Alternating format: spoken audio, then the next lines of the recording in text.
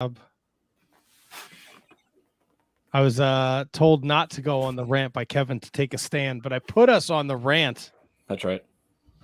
Tony looking like he got a fresh cut. Good evening. Hi, how are you? I'm well. How are you? I'm fine. Are you ready for your vacation? No, not yet. Getting there. Uh-oh. When's the big leave? Friday! You're a start Friday guy for vacation? Friday! Not like a Sunday to Friday guy or a Saturday to No, Friday? I like going like as much as midweek to midweek as possible because I hate driving. So Me too. I'd rather leave Friday morning, have a nice leisurely drive after the Friday morning commute's over, come back midweek. Nobody else is on the road. It's the way to do it. Not bad. All right. All Where are you right. going again? Yeah. What gay resort are you going to? The gay resort. The gay resort. That one. The one and How did only. How'd you get a room there? I know some people. It's a tough reservation to make. Tough nut to crack. It's like when when football players announce where they went to school before a game. It's like the gay resort.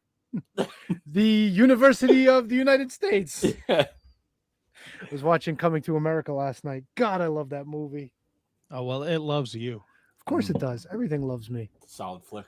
Dollar bill, y'all. Thought you were doing a diamond cutter. Nah. Wu-Tang. Actually, Mook-Tang. Oh God. Gross. I'm gonna refrain from speaking about that. Why? What's the matter? I don't know. He's just another toolbox. Well, Who's we that? always knew that. Yeah, but He's why don't you wear like a shirt of someone like respected and well versed? Yeah, like Drew Gulak. I wear our shirts every week. So. Yeah, but we get you shirts for Christmas. I never see you wearing any of those shirts.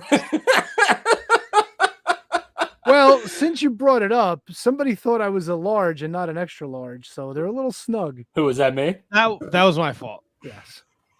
So you cannot fit into the Christian Rocco. Well, to be fair, you guys fluctuate quite often. No, you know what? The Christian Rocco shirt I could probably fit into. I just haven't washed it yet, but I'm afraid once it goes in the wash, it's done ski. So you're telling us Yes. it's better safe than sorry XL. I've always been an XL though. I don't know where you got that I was a large from. I don't know. I feel like one time someone was giving us shirts and you were like, I think I can fit into a large, and that's always just stuck with me. A DDPY, And we're like the three little bears. Like I'm the XL and you're the large and Kevin's the medium. The three little bears. There's only one little bear. Oh, whatever. The pigs, the bears, who cares? The pigs, the bears, Fucking animals. The three. the three animals. Oh, that's right. The three little pigs are all little, but the bears, there's the mama bear, papa bear, and baby bear. Yeah. Me and Tony are the mom and the papa, and then right. you can be baby bear. Oh, 100% baby bear all the way. So it was the same, it Yeah. served its purpose. Yeah, point was taken. That's for sure. You got it. We got a lot to talk about tonight. We got a full show for you. Oh, yeah. The 597th episode of the Shining Wizards Wrestling Podcast. If you have not been along for the ride, man, if you have time, go back in the archives, check out some of our other episodes. We have been pretty remote since the pandemic, but there was a time when we would get together every week and do a show. That was fun. Well, we still get together every week. It's just this is kind of how we get together now. Yeah, you know what? For a while I was kind of bummed about it, but it's nice not having to drive down to North Arlington every Monday. Yeah. I get it. Not a bad way. It's just a long commute, and then I drive back. I do miss the post podcast drinks with Kevin, Oh, those are great times. but we're working on the Sunday thing. So It was nice that we all got together a couple weeks ago and banged out some Patreon exclusive stuff too. It was fun. Those are the best shows. So if you're not listening, if you're not on the Patreon, get on the Patreon because those shows are like the most fun, hysterical, like let loose, free time like ever. And new bonus episode just dropped over the weekend. oh yeah, we can talk about that after we talk to our guest Kyle Hessler, because Wait, Kate Hensler's calling in? No, Kyle Hessler. I'm gonna Kate's butcher brother. his name. No, he's not. He has no relationship to Kate. No relation to the KTG. No relation. The KTG came down to the Bridgewater yesterday, where I was slinging pies on the food truck to watch the cover band and get a free pie and say what's up. Oh, that wasn't the day you were miserable. There was one day where you texted me and you were just like, I'm slinging pies. I hate this fucking place. I want everybody to die. It could be anywhere. Yeah, it could have been any day, to be honest with you. We got a lot to talk about, though. WWE looks like it's on the upswing. AEW had 3 killer shows this week. Impact is on their way to Emergence. NWA is on the road to 74. The G1 is taking place. Plus, we have a Wizards rewind back to ECW, Born to be Wired, August 1997. All that here and next on the Shining Wizards Wrestling Podcast. The following is a presentation of the Shining Wizards Network, broadcasting live on rantiumradio.com and available on all podcast platforms and at shiningwizards.com. Follow us on social media at Wizards Podcast. Check out our merchandise at merch.shiningwizards.com. Do your Amazon shopping at amazon.shiningwizards.com and become a Patreon supporter at patreon.com/wizardspodcast. As always, we thank you for your continued support. And now, enjoy the show. This is Kevin Sullivan, and if you're not listening to the podcast, it's the Shining Wizards. I'm going to come to your house, and I'm going to lay underneath the bed. And when you go to get in the bed tonight, if you're not listening to this podcast, I'll bite your leg. What's up, fuckers? Where did cheese go? It's a stupid fucking question, Kevin. Oh, shit. Yeah, and Whoa! Hey, this is Moose. God, that was disgusting. Shining Wizards rule the world.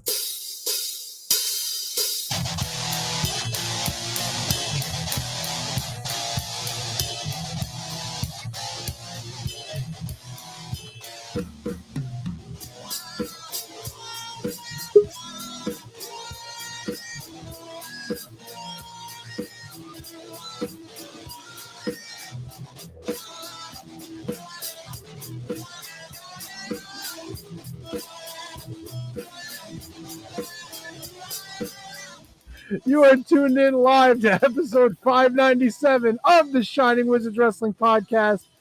Coming to you on the rant, rantiumradio.com. Coming to you on all the video platforms, Facebook, Twitch, Twitter, and YouTube. And going with you wherever you go because we are available on all streaming and podcast platforms. But you don't need to know that because you're here with us now and it's time to do some wrestling talk.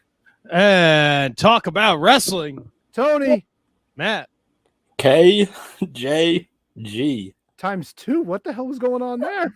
My computer is being a freaking dick, and it won't open the browser from. It won't open any browser from the below bar that's on the bottom of the computer. So I actually have to go. So even when I minimize it, or I can't get it back up. But it's being really, really weird. So I had to open up Microsoft Edge again, which put me into the stream twice. You think you know it? Nice. Well done. Below me. Right. Below me down. Good. I don't know what's going on. Well, gentlemen, how are you this fine Monday evening? I am fine. How are you? Kevin, I got to ask, bro. It's a fucking 100 degrees outside. Is your house an ice box or are you just always cold? It's an ice box, and I'm always cold, and I'm uncomfortable wearing just t-shirts, so I always have to have long sleeves on. All right. Just Right. making sure. It is. Yeah, no, we're good. It is hot out. No, it might be the hottest day of the year. I'll tell you what day is going to be hot, fellas. Oh. September 3rd, Arlington, Texas. Palais Pro Wrestling. Covenant. We're bringing our guest now, Mr. Kyle Henson. Kyle, how are you? I'm good, guys. Did I pronounce your promotion and the event properly? Because I do have a knack for butchering the English language. You did better than most. Yes, we down here in the South, people call it that Pale Pro, but we prefer Pele Pro, mostly because it's the easiest thing for people to chant when they go Pele Pro, Pele Pro. So no, you nailed it. Good job. Oh, thank you. It's going to be all downhill from here. From me. Just don't think it's anything personal. I'm just a walking, talking disaster. No problem. For those not familiar, Kyle is the man behind the scenes at Pele Pro Wrestling. And September 3rd, Covenant, huge show. Your Pele Pro champion, Chandler Hopkins, taking on Richard Holiday, Izzy James, and Khan in the Texas Bull Rope match. Fuego del Sol, Alex Kane, Marco Stunt's paying you to be there, and the return of Mike Bennett. I don't like Marco Stunt. It's been clearly stated on this show, but he will be there too. So for the fan, I know he has a fan base. Yep. So you go shake his hand, take a picture with a child. It'll be great. He will let you stand close to him, unlike Sasha Banks. Yeah, no, Marco's a good dude. I've met him at Warrior Wrestling. He's a good dude. He's a friend of Fuego del Sol, so we were definitely wanting to bring him in. So I'll go into that a little bit later, but yeah, no, he's a good dude. It's going to be a fun show. I'm really looking forward to that bull rope match because we haven't done a lot of stipulation matches. So that will be, I think the second one ever we've done. So it'll be good. And then mild change. You get the scoop. You get the first breaking news of this. Yeah. We did actually, the main event did change a little bit. Richard Holiday is actually not going to be able to make it, unfortunately. So Mysterious Q is going to take on Chandler Hopkins, which that'll be fun because, Mysterious Q is one of this, definitely an up-and-comer guy. He's become one of our, staple guys. I think he's only ever missed the first 2 shows we've done, and then he's been on every other show. So it's his opportunity, man. And him and Chandler have actually had a couple matches for New Texas Pro and stuff like that, but they've never been given a main event slot. So, when they get a chance to go 20, 30 minutes, it's going to be, it's going to be real good stuff. So really looking forward to that one. Unfortunately, Richard's not going to be there, but best, we wish Richard the best, best because he's a good friend. So we'll have him back down the road for sure. He's one of our favorites. So yeah, and Mysterious Q obviously is building a reputation every day on the independents, appearing on AEW programming at some point, I believe as well. So what goes into somebody as a promoter, as a booker? What goes into the process of selecting the talent you want on your show? Yeah, so when I first started doing this, I've been doing it for, I guess, officially about 2 years. So my first show was August 2020. The big thing for me, and I don't know how, I'm just saying for me, I'm not saying other people do this or don't do this. For me, a big thing was scouting. So I, just coming from the background I did with shoot fighting, I did MMA and kickboxing and stuff like that. And then also just, football and whatnot. Coming from that background, I'm always big into scouting. And so it was a big thing for me. I always like going to other people's shows and watching and learning and, seeing stuff, seeing how people engage with the crowd as a big thing. And so what I'm always looking for is good characters, professional, and then most importantly is engagement with the crowd. I'm always looking for people that there's something about their relationship with the crowd that gets people off their feet. Great example is this kid, Eddie Martinez. He's going to be taking on Fuego del Sol. He did we did a charity show a few months ago. And this is none of these kids have any, it's just a bunch of, it's a boys and girls club. And none of these people know who any of these wrestlers are. And this kid, Eddie Martinez, comes out and he gets that crowd fired up. And by the end of the show, they were chanting, Eddie, Eddie. They didn't even catch his name. And somehow he managed to get them to catch on. And I saw that and I'm like, I've seen that with a lot of other people. That's the stuff I look for as a promoter, something that, everybody in the world can do, shooting star press or whatever move. I don't care about moves as much. I really care about how good you are engaging the crowd because that's how you get good storytelling, Yeah. Probably how you get people to come back too. Mm-hmm. I think so. I hit shooting star presses all day. You wish what I do.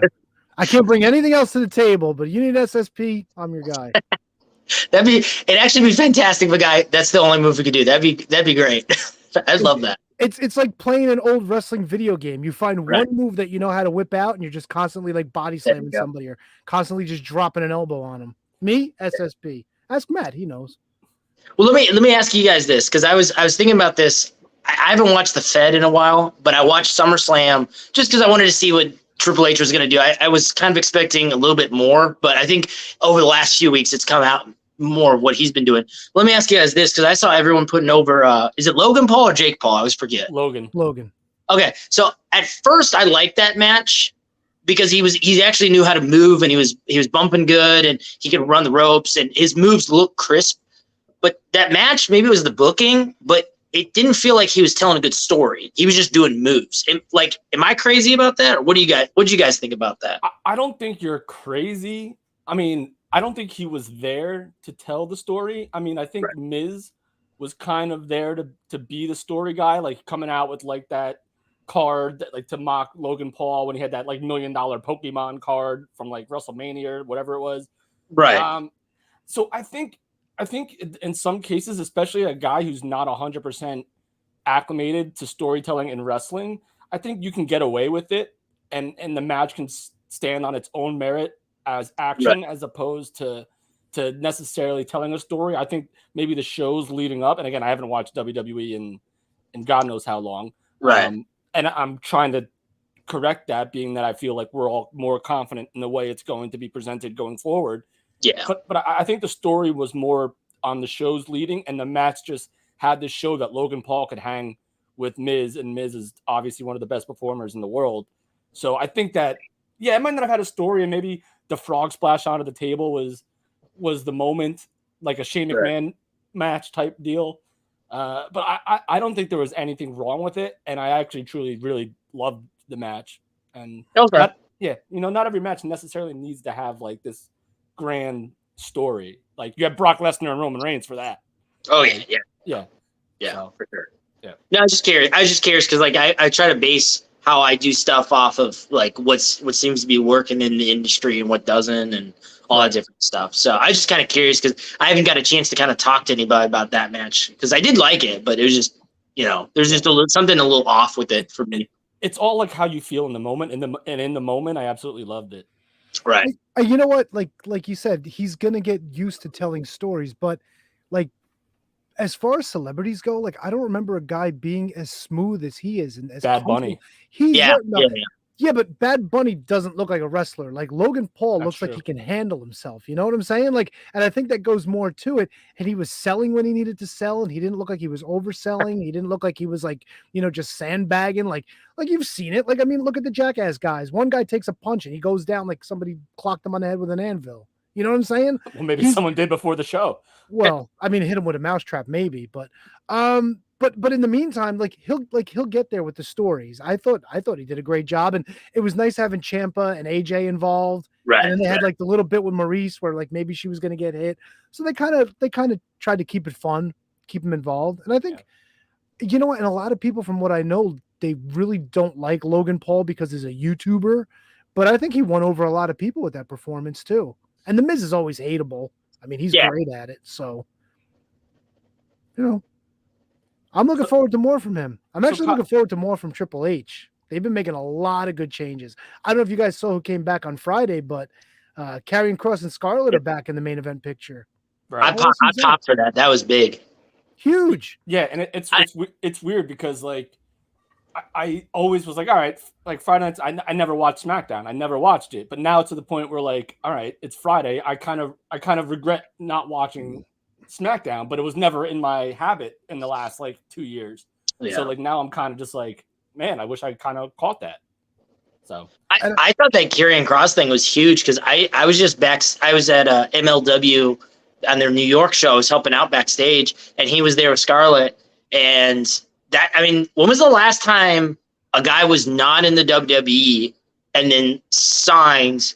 Like, that was the first legit WWE surprise moment in a long time, I thought. Yeah. And I think most people, internet people, were being so smarky about that, like totally writing him off. That dude's going to be a main eventer. Like, there's no ifs, ands, or buts about it. I thought that was a seminal moment for the WWE. Yeah, and they thrust him right into it. So, I mean, he is a main eventer now. And he got his NXT music. He had the Scarlet entrance. So it's clear that they have plans for him, putting the hourglass on the ring for Roman. But Kyle, bringing it back to Pele. Yeah. Real quick, I just want to ask a question because obviously Covenant is coming up on September 3rd. Do you guys, for those who are not familiar, and I'm not gonna lie to you, you're in Texas, I'm in Jersey. I'm not 100% familiar with what you guys do. Do you have like a home core of wrestlers that you use, or are you just booking shows with people that are not necessarily like home-based guys? No, this is a great question. So when I first started, we were kind of like, I had a couple guys that I had gotten to know in the industry. And so I kind of knew I was going to book around a few select people. So that was Chandler Hopkins, who's now our current champion. We always call him the heart and soul of Pele Pro because he's helped out so much. Magnificent Malico, who's, dude, I can't put this guy's promo over enough. Like, this is the best promo guy you've never seen. So damn good. Fuego, and then Cam Cole. So Fuego, just timing worked out that like we've had a relationship kind of before his star took off, and he loves working for me and loves working for our brand. He's only ever missed one show. And then Cam Cole, another guy that's like super underrated. He's real good heel. He was actually our longest running champion. So those four guys have pretty much been on every show. But then sometime last year, I kind of got away from doing like spot shows. Like, not that those are bad or anything like that, but for me, I felt fans engage more when you're kind of, here's an established star and we're going to do something with them. And it's worked out really well. So like I mentioned earlier, Mysterious Q has only missed a couple shows. Khan from ROH now, or AEW and ROH, he's been on every show since September of last year, and we're doing some cool stuff with him. Shane Taylor, when his Ring of Honor contract wore up, he's been working for me this whole year. So yeah, we've been kind of using a lot of the same guys, and we haven't, like on the Covenant show, I think only Alex Kane and Marco Stunt have never worked for me. Everybody else has worked for me a couple of times, actually. And I think that works a little bit better. I'm still kind of experimenting as a promoter and a booker, like what works. Like, and there's some things that probably would work. Like, I can tell you right now, I think if like deathmatch wrestling's real hot right now, right? I'm not sure I want to book that because I feel like not that. Again, I'm not shitting on it. I'm not saying it's a bad thing, but for me, I see it as like, it kind of comes in, you get a hot crowd, and then it goes away. Right. Yeah. And so, and again, not saying a bad word, or it's just my 2 cents. I kind of like what I kind of view Pele Pro as like ideally something like the AWA with newer moves, or the NWA from the 80s with newer moves. Like, we're big into Southern style wrestling with some, new storylines and stuff like that. So we don't try to overcomplicate things. We keep stuff kind of straight down the middle, but we definitely like working, at least right now, we like kind of working with the same handful of 10 to 12 guys. That seems to work real well. We've gotten some good storylines. Yeah, and that's good to start a foundation with people and get people familiar with the brand. We are on the line with Kyle Hessler at Hessler Kyle on Twitter. You can follow him personally. And then, of course, Pele Pro Wrestling at Pele Pro Wrestling. There's no G at that. It's just an N. Nelly, what are you doing? Matt likes to yell at his cat during the show. I saw the cat earlier. I was like, what is that? She scaled 2 baby gates. She's literally ready. 3, 2, 1, falling. Not where she needs to be right now. At Pele Pro Wrestling on Twitter. That's Pele Pro Wrestling. No G, just an N, like wrestling in the South. And then PelePro.com is the website. And if you're interested in Pele Pro, you can't get down to Texas, but you want to check it out, TitleMatchNetwork.com. You can sign up. They're giving 20% off right now. And it's got WrestleCade. It's got PWS, Battle Club Pro, Carnage Cups. It's all there. It's a streaming service, but they have the Pele Pro library there. So if you're interested in what Kyle's been doing, you can go back and check out some of these cards, and some of the matchups on here are huge. I saw Shane Taylor, Josh Alexander, Cam Cole, Davey Richards, Chandler Hopkins from Revelations in March. Blastoff's got Danhausen on it. I mean, it's a who's who in the world of professional wrestling. It's all there at your fingertips over at TitleMatchNetwork.com. And again, PelePro.com for tickets, info, merchandise. Kyle, you mentioned you were an MMA fighter, shoot fighter type deal. Mm-hmm. What's the biggest transition for you? You go from being a fighter to being, you're the booker man now. You're the promoter. You're the boss man. It's, I kind of, behind the curtain a little bit. The biggest thing is really just kind of knowledge of knowing. I've been on the one side of my body is how I make my money. And so you got to be, when I was a fighter, I didn't get to the point where I had to start making career decisions as far as like injuries and stuff piling up. But at the end of the day, my service, my labor that I was getting paid for was my body, right? And so when I talk to the wrestlers now, I've had plenty of guys reach out to me and say, hey man, I got injured.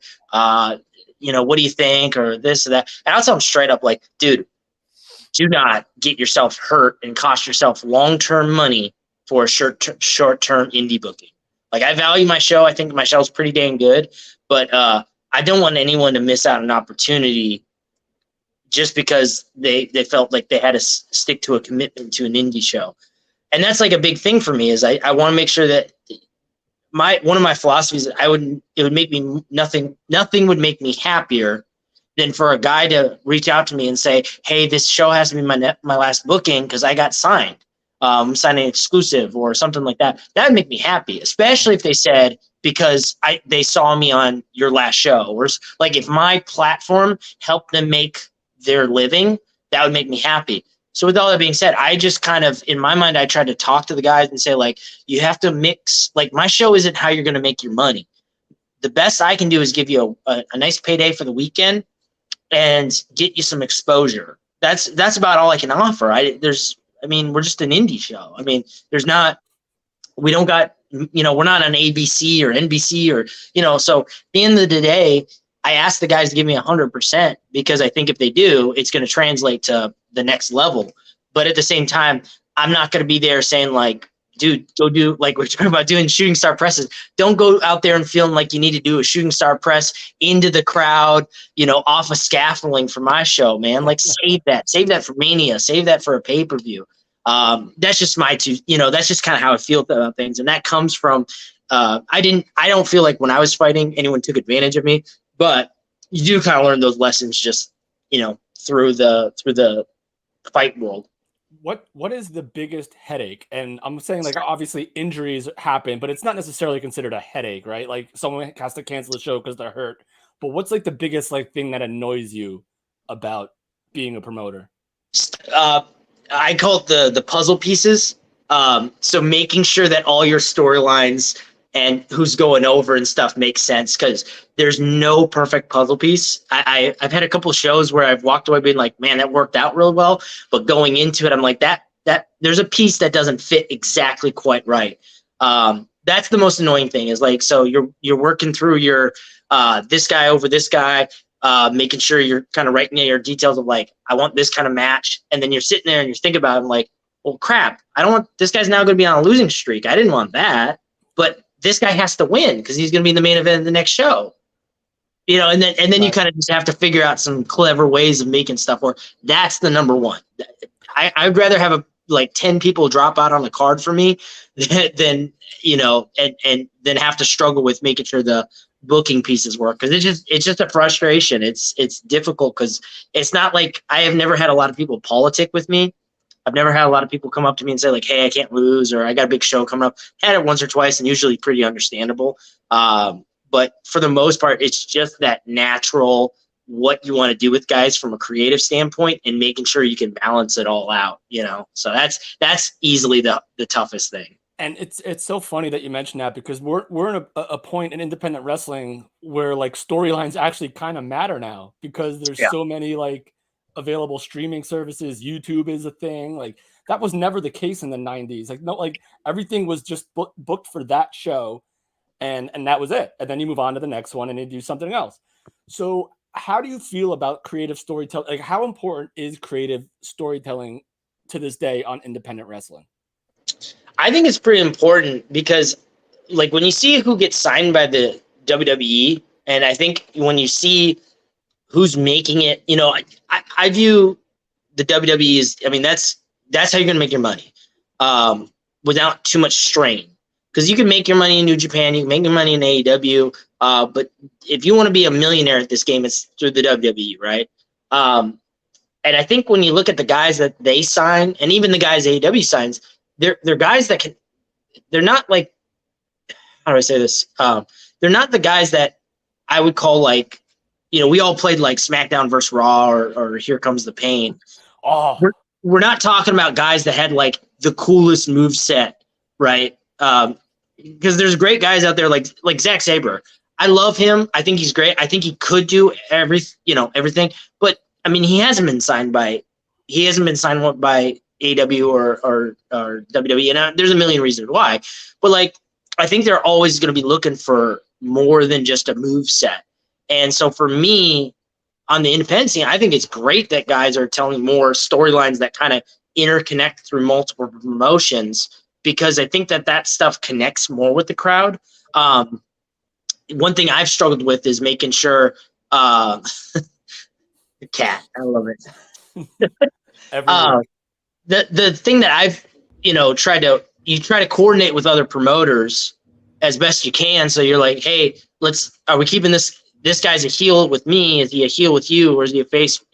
And especially if you're kind of in the same backyard, like DFW, we've probably got 20 regular running shows, and there's probably 10 more that are kind of sporadic or pop up or, so every weekend there's 3 or 4 shows easily.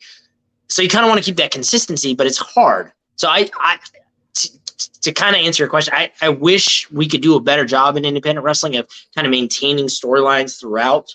But it's easier said than done on some levels. But I think it's good that guys are focused more on stories and character than their moves. Convent, September 3rd at the Grace Preparatory Academy, 3300 Interstate 20, West Arlington, Texas. Palais Pro Champion Chandler Hopkins against Mysterious Q. You said he was one of the, I know it's a term that's been used around wrestling lately. He's one of the pillars of Palais Pro. You gave him, he won this hair versus career match where he took the title from Cam Cole, and you decided, let's just throw this kid right into the teeth of the monster. And his first defense was against fucking Tim Storm. Yep. I mean, that is former NWA world champion. We watch NWA. We know what Tim Storm is about. Do you see Chandler Hopkins being the Palais Pro champion for a long time to come? Not sure. He's definitely over as get. Just being honest, we're him and me have been talking like, where are we going with this? What are we doing with this? And we've got some great ideas, and I think people are going to really enjoy the ride because we've got it booked pretty far out. But I will say, just like something we're both mindful of is sometimes, especially in modern pro wrestling, the chase is better than the moment. I think we just kind of saw that with Adam Page. I think everyone loved him chasing up to winning the title, and then he kind of had a lackluster run. I don't think a lot of that was his fault, but it's just kind of one of those things we're being mindful of is like, do people respond better to the babyface with the title, or do they respond better to the babyface challenging for the title? Basically, is Rocky 1 better or is Rocky 2 better? Yeah. Right. Yeah. Is it the money? They always say the money's in the chase, right? Yeah, I think so. Go back and look at how long Dusty Rhodes would hold the NWA title. It was never for like more than a few months. He never held. I don't think he had any like year-long runs or anything like that. It's rare, Yeah, but he might be the outlier back in that era because that's true. You had like Flair and Bruno and Backlund and Pedro who held it for like 19 years. I think Pedro Morales might still be the WWF champion. I think he is. It's like 8 years. Yeah. I don't even know if Flair had any kind of extended run. You got to remember he's got. Okay, maybe not Flair, maybe Harley. Harley Harley definitely did. Yeah, Harley had like a couple of year-long ones, but I think Flair had one that was about a year. I might be wrong. No, you could be right. You could be right on that one, but then as you got more into the 80s, that was, when the titles were flip-flopping a lot. You'd have guys that come up like Sting or, Dusty would even come back and win it. Harley even had a couple of short reigns here and there, in his later years. So like Tony, like your boy Bruno, Backlund, Pedro, God, those reigns were never ending. Hogan. You know, the funny thing is, like, Pedro's reign overall was actually pretty short when you compare him to like Bruno and Backlund. And I think once you got past Hogan's first reign, the long reigns really started going away. It was about the same time in the NWA it started happening. Once you got into the like late 80s, the long reigns just didn't exist anymore. I think it depends on what the situation is too, because like didn't Hogan's when the NWA first started, didn't he hold the belt for almost 2 years until Sting finally took it at Starrcade? Wow. Luger beat him. Did he? Yeah, Luger beat him but then he won it back. He beat him on a Nitro before a pay-per-view, and then 6 days later he dropped Road it Wild back. 1996. That was it. Yeah. I guess the reason I say that is just more like the way I kind of look at things. I mean, obviously circumstances matter. Do you have TV? You know, are you doing house shows? Stuff like that. Like for us, we're just running every other month. So like Cam Cole held our title for a year, but he only defended it, I think, 8 times total. You know, and I'm not, that's not to remove it. It's just saying it's like a different circumstance. If we had, you know, if we were in the situation where you would see Cam Cole or Chandler with the title once a week, right? It might change how we do things. I'm not saying one way or another, because if the reactions keep going up, then you probably keep the title on him. But I mean, if they kind of stagnate, then, you know, you figure out the best storyline to get it off him or change it up. But it's tricky, man. Like I certainly understand when like Kenny just like AW usually have longer title runs, except for the TNT title. I've understood why all their title reigns have been as long as they are. They're all, I think all their title reigns have been about the right sweet spot as far as length. I agree. And it's with independence, you kind of, as long as someone has a presence on social media, like they might not have a match for like 3 months, but as long like if they're like cutting promos with the belt or doing stuff like this, like vignettes at back, like their presence is still there as champion. So it makes it feel more important, and it feels like the reign is as long as it has been, and despite how many defenses they've had.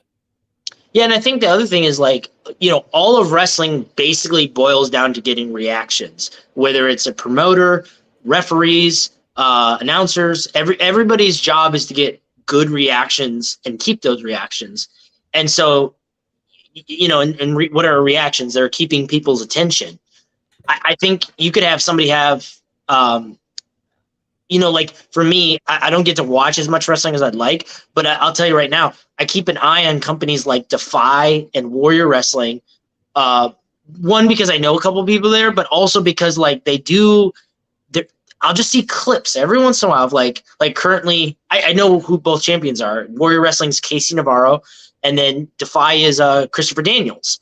And like, you know, Christopher Daniels isn't doing much on AEW, but he's having a lot, like you watch his stuff up in Defy. It's real fun. It's real cool. It's different. And again, I'm only seeing clips of it, but every time I see something from Defy, I'm interested in what are they got going on for whatever reason. I mean, they've just kept my attention even from 1,000 miles away. So I think that's part of the whole game of it all is how do you keep people's attention? You know, if I put the title on a guy, do you forget about him right away? You know, stuff like that. So, yeah, and it seems like you got a pretty good handle on it. You mentioned the DFW area. There's probably between 20 and 25 promotions. Oh, easy. Shows we know we've done stuff. You know, there's Reality of Wrestling. Mm-hmm. There's God damn it, Mysterious. VIP. Yeah, Mysterious Q was the champion there for a while too. Oh, New Texas. New Texas. RCW. There we go. Yeah. So there's a lot going on down there. September 3rd, Covenant, huge show. If you are looking now, Kyle, I'm going to put you on the spot here. You're looking to check out one of the past Pele Pro Wrestling shows over at TitleMatchNetwork.com. What show would you suggest the listeners and the watchers out there to check out if they wanted to get their teeth sunken into some Pele Pro? I think my 2 favorite shows, I really like this last one we did. I really like Judges. That was a lot of fun. I think we organized it real well. I think, you know, we had to change, the main event got changed around a little bit, but I think I'm saying it, maybe it's because I'm on that show, but you know, we did we revealed a new title belt, Fuego versus Corey Corey O'Neill was really good. Dale Springs versus Izzy James was a awesome strong style match. They just beat the crap out of each other. So that one was fun. I like our June show last year. I think it was called Pushing Limits. That one was just like the card just seemed to flow really well, like from beginning to end. And I think that was also the kind of first show where I kind of feel like, okay, I think as a booker and as a writer, I've kind of got this stuff figured out. Like I kind of know, okay, if you start with this kind of match, you need to kind of slow things down, and then you know, and that whole deal. So I feel like that June show was the first one where it's like Pele Pro's identity kind of formed that night. But I'd also say the biggest moment of Pele Pro was either Chandler winning the title, which was Exodus, our May show, or the ending of the July show last year. What do we call that one? It was was that State of Emergency. State of Emergency. Yeah, it was the Grand Theft Auto theme.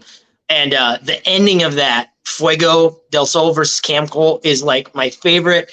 Overbooked, like it had like 20 things going on, but by the end of it, the crowd was losing their mind because we had a guy show up that wasn't supposed to be there. So I won't ruin that one, but the ending of that one is probably my favorite. So I would say if you really want to watch what we're about, I would say either the May or June show of this year. Those have been the kind of seminal, like, this is what a Pele Pro show looks like for sure.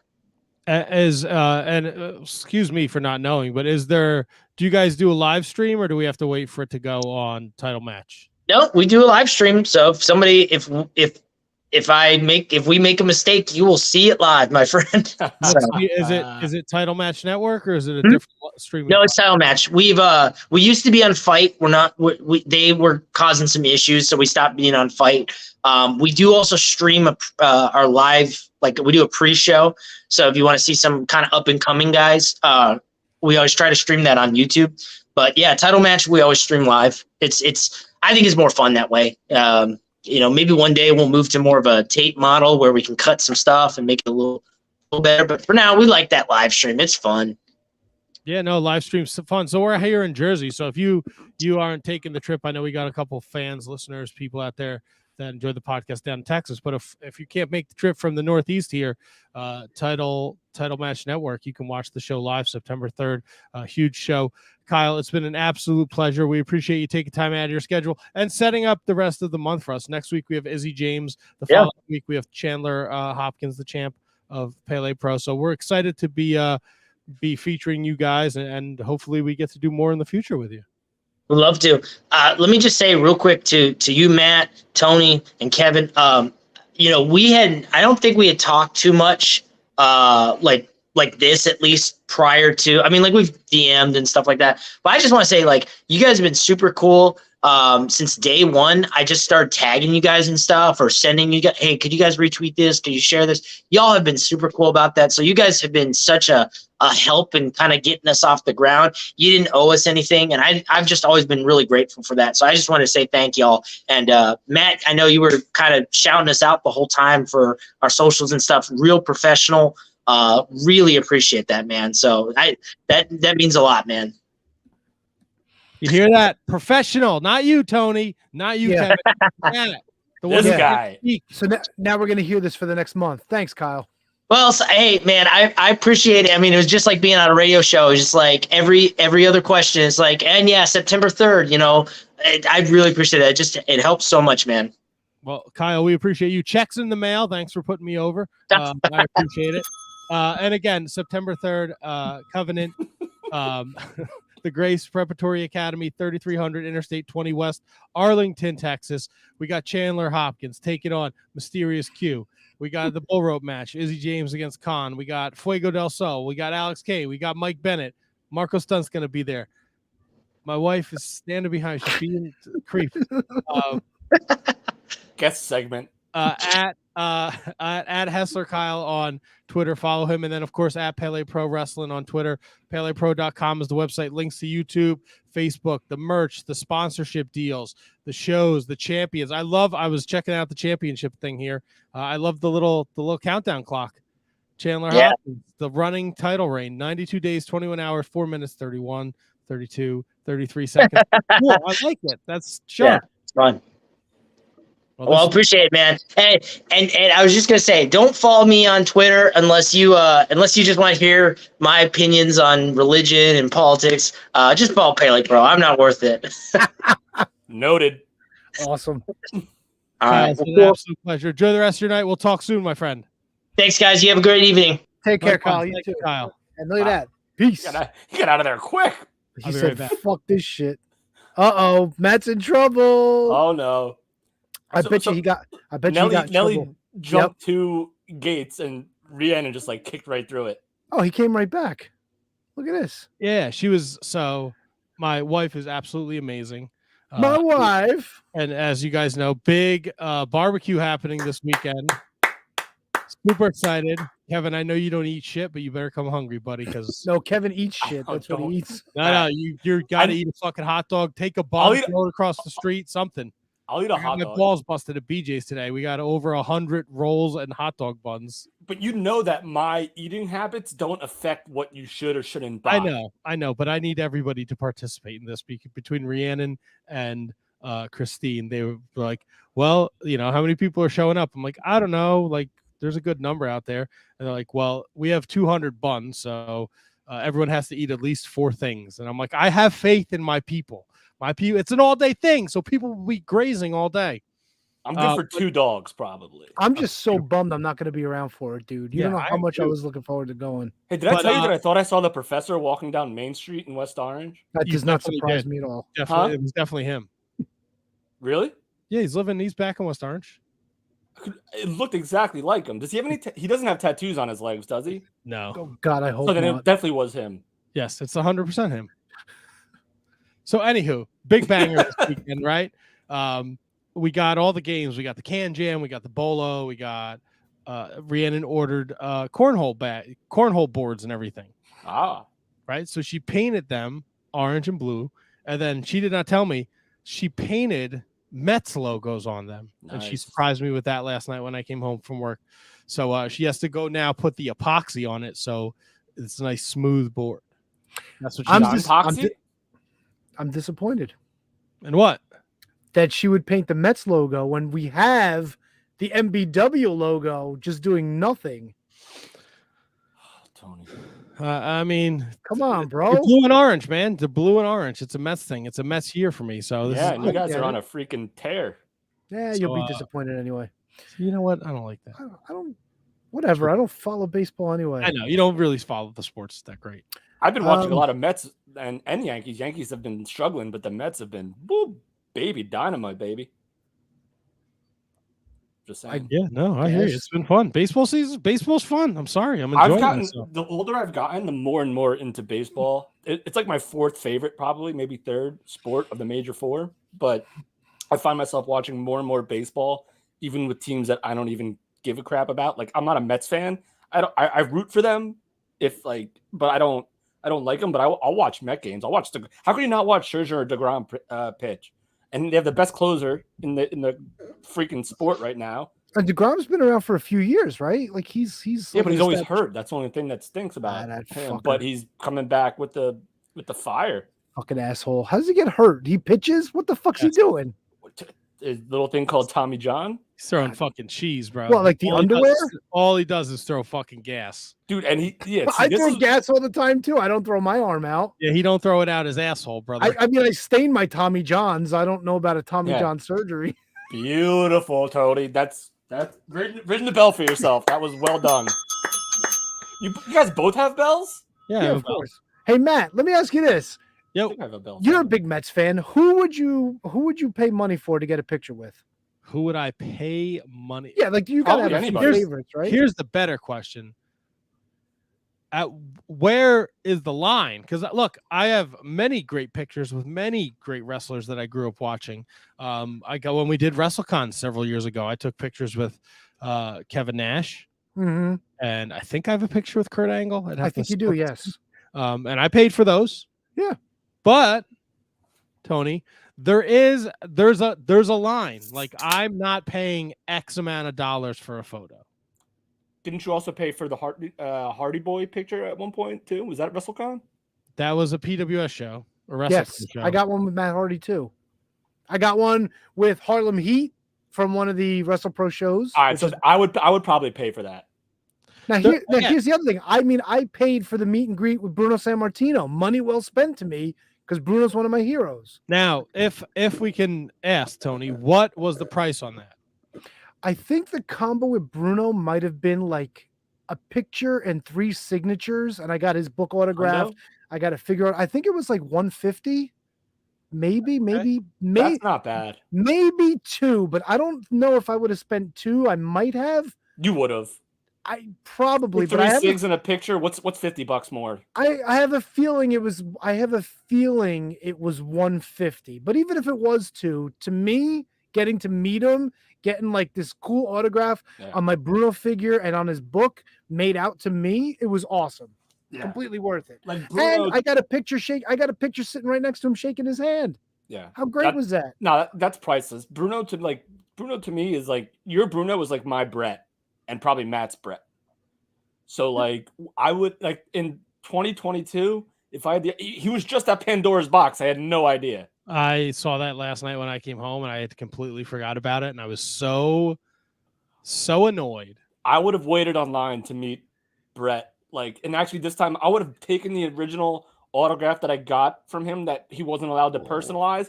And I'd be like, hey man, just sign this again and say to Kevin. Like, so I'd have the Bret Hart autograph and then the to Kevin, Bret Hart autograph on the side. I would have 100% gone to that if I had known. You know, Tommy Fierro's got a bunch of guys up every day this week up at the New Jersey Fair up in his neck of the woods. Up in Sussex, yes. Yeah, isn't it over already? No, it's going like a whole nother week. He had Jim Ross up there yesterday too. Yeah, okay, I thought it started and then ended with Jim Ross on Sunday. You know, Enzo's there tonight. Yeah, he's got like X-Pac going to be up there. Yeah, Tony Atlas, Greg Valentine. I wonder what a line is like for Greg Valentine nowadays. I'm sure he gets a few people. There's probably people up there who remember Greg the Hammer. I wouldn't doubt it. Yeah, what was he throwing shade? I was just curious. Like, well, let me ask you this: like, what's too much for you to pay for a meet and greet with a photo and an autograph and all that? You asking me? Either one of you. Like, what's too much? Look, well, you know how I feel about it. I won't really pay for any autographs. How about you, Matt? It's gotta be somebody I really want to meet and get a photo with or get the autograph with. And, you know, I collect sports memorabilia, wrestling memorabilia and stuff. So it's really got to be like, it's got to be fucking worth it. Like, I really don't, because I've never I don't think I've ever gone over like $50. Okay. Maybe back in the, I don't know, when I was 18 and I was running around with fucking Pete and we were going to meet the Hardy Boys and Chris Jericho and then driving to Bayonne to meet Triple H. I don't know what I was dropping, but I don't think it was a lot. I think for a combo for Triple H, I paid $40. Now, when you weren't allowed behind the table, you had to stand in front of the table. I mean, I've done that too. I forget who I've met, but it was kind of the same thing. So at this point in my life, I would probably pay for a Brett, obviously.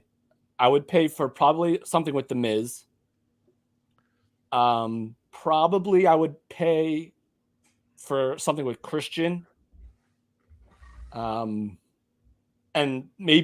probably I would pay for Matt Hardy if he wasn't at a show that I was, working. I'd probably pay for them. That's the short list of people I would pay. Because, obviously, if you got to meet John Cena, that's awesome. If you're a huge John Cena guy, he's the biggest star essentially ever. So, you, other than The Rock and Stone Cold and Hogan and probably another 6 guys. We got your point. But, but I wouldn't pay for it because I'm not that invested in John Cena. If I got to accidentally run into him, I would definitely ask for a picture, but I wouldn't stand online and wait to pay for it. For Cena, or even Undertaker. I already got my picture with Taker. I don't need another one. I mean, I kind of bring this up because, well, we know why I bring this up. I like that you went this route. Okay, well, apparently I'm curious. I don't know why you brought this up. Well, I don't know. It was C2E2. Is that the name of the convention that this thing was at? Yes. Where does that take place? That's not around here. No. Oh, where is it? Chicago? I thought Okay, it was I Chicago, think but I it could is be Yeah, way off. Chicago Comic and Entertainment Expo. Yeah, and they also had the gathering in North Carolina the same weekend. I believe. Busy time. Well, the woman who formerly and soon to be known again as Sasha Banks was at this C2E2, and she was plying her wares. If you can call them taking pictures with fans, that would be a stretch, because apparently she felt the need to put about 8 feet between her and everybody taking a picture with her. Yo, there was this hysterical thing on going around where like the guy was like all the way. Dude, it was fucking. I lost my shit when I saw that fucking. Yeah, but dude, like I mean- I can understand if it's like $20 and you shake hands and you stand in front of a table, but dude, people were dropping like $150, I think, for this thing. Yeah, That's they were charging a crazy. lot. That's crazy. And there were other people there that had no problems taking pictures right up next to fans. Did she give a reason why she did it that way? None that I've heard. So like, if it was like a COVID fear, why wouldn't you just put the partition and then have the two people just have Sasha and the fan stand closer, but with the glass in between? Yeah, but then the funny thing is, like, she's standing on top of Naomi. You know what I'm saying? And Naomi was taking pictures with people. Oh, she was? That's cool. Yeah, but I mean, like, if you're worried about it, like, look, I get it. There's creepers out there that were like hugging Becky Lynch like they were wedding photos or prom pictures or shit like that. You know what I'm saying? I may have been guilty doing that in my younger days. I'm not going to say I wasn't. No. However, I mean, can't you just be like, hey, get a little closer, but not too close? You know what I'm saying? No, but here's the problem with the world we live in right now, right? Oh, boy. It's a double-edged sword for her. If she lets somebody get close to her and they touch her inappropriately and she says something, she's a bitch, right? Just like, remember, she doesn't sign for fans who wait outside of airports and hotels because it's fucking creepy, first of all. And secondly, because she doesn't have to. So people have this fucking agenda against her, right? They don't like her. So who gives a don't let these fucking people near her. It's fucking $90. It was $90 for a photo op, $70 for an autograph at the table. And you can get a team up of her and Trinity for $130. Secondly, I don't know what to tell you, man. She doesn't want you. She doesn't want to be near you. I disagree with that take, man. Like, if you're spending all that money, listen, there's creepers, obviously. Most wrestling like creeps, right? Like, but other women wrestlers don't seem to have an issue with it. It's not about other. It's what this is her runner. This is what she wants. But did she make the fans aware of that before they shelled out $150? I don't know. That's a problem. Yeah, I mean, I'm not saying they got to hug her, but like literally, like you can't stand you eliminate when you get there. Like, dude, people are creepy. Maybe she doesn't want to be touched by fans. They are, Kevin. I'm not arguing that. So she doesn't want to be touched by fans. That's not. I have no problem with her saying that. Who's saying that they got to touch her? Have someone there to make sure they don't people touch her. Will do it because people are fucking weirdos. So, all right. But I'm asking you this. There are like not millions, but hundreds of other female wrestling talent that do these autograph signings, and they've never had you stand a million feet away. Like Trish and Lita did like a co-signing, and listen, that's obviously their option, and Sasha has her choice too. But like to make these guys, just poor fuckers, stand like yeah. And I guess, now, if it's a social distancing issue, I got no problem with it. If she was like, you have to be like a couple feet away from me, and he just thought it'd be fucking funny to stand halfway across the room. I think that was a rigged photo. That was a Photoshop photo. There were other pictures like that. Yeah, but shit, dude, good for her. Good for her.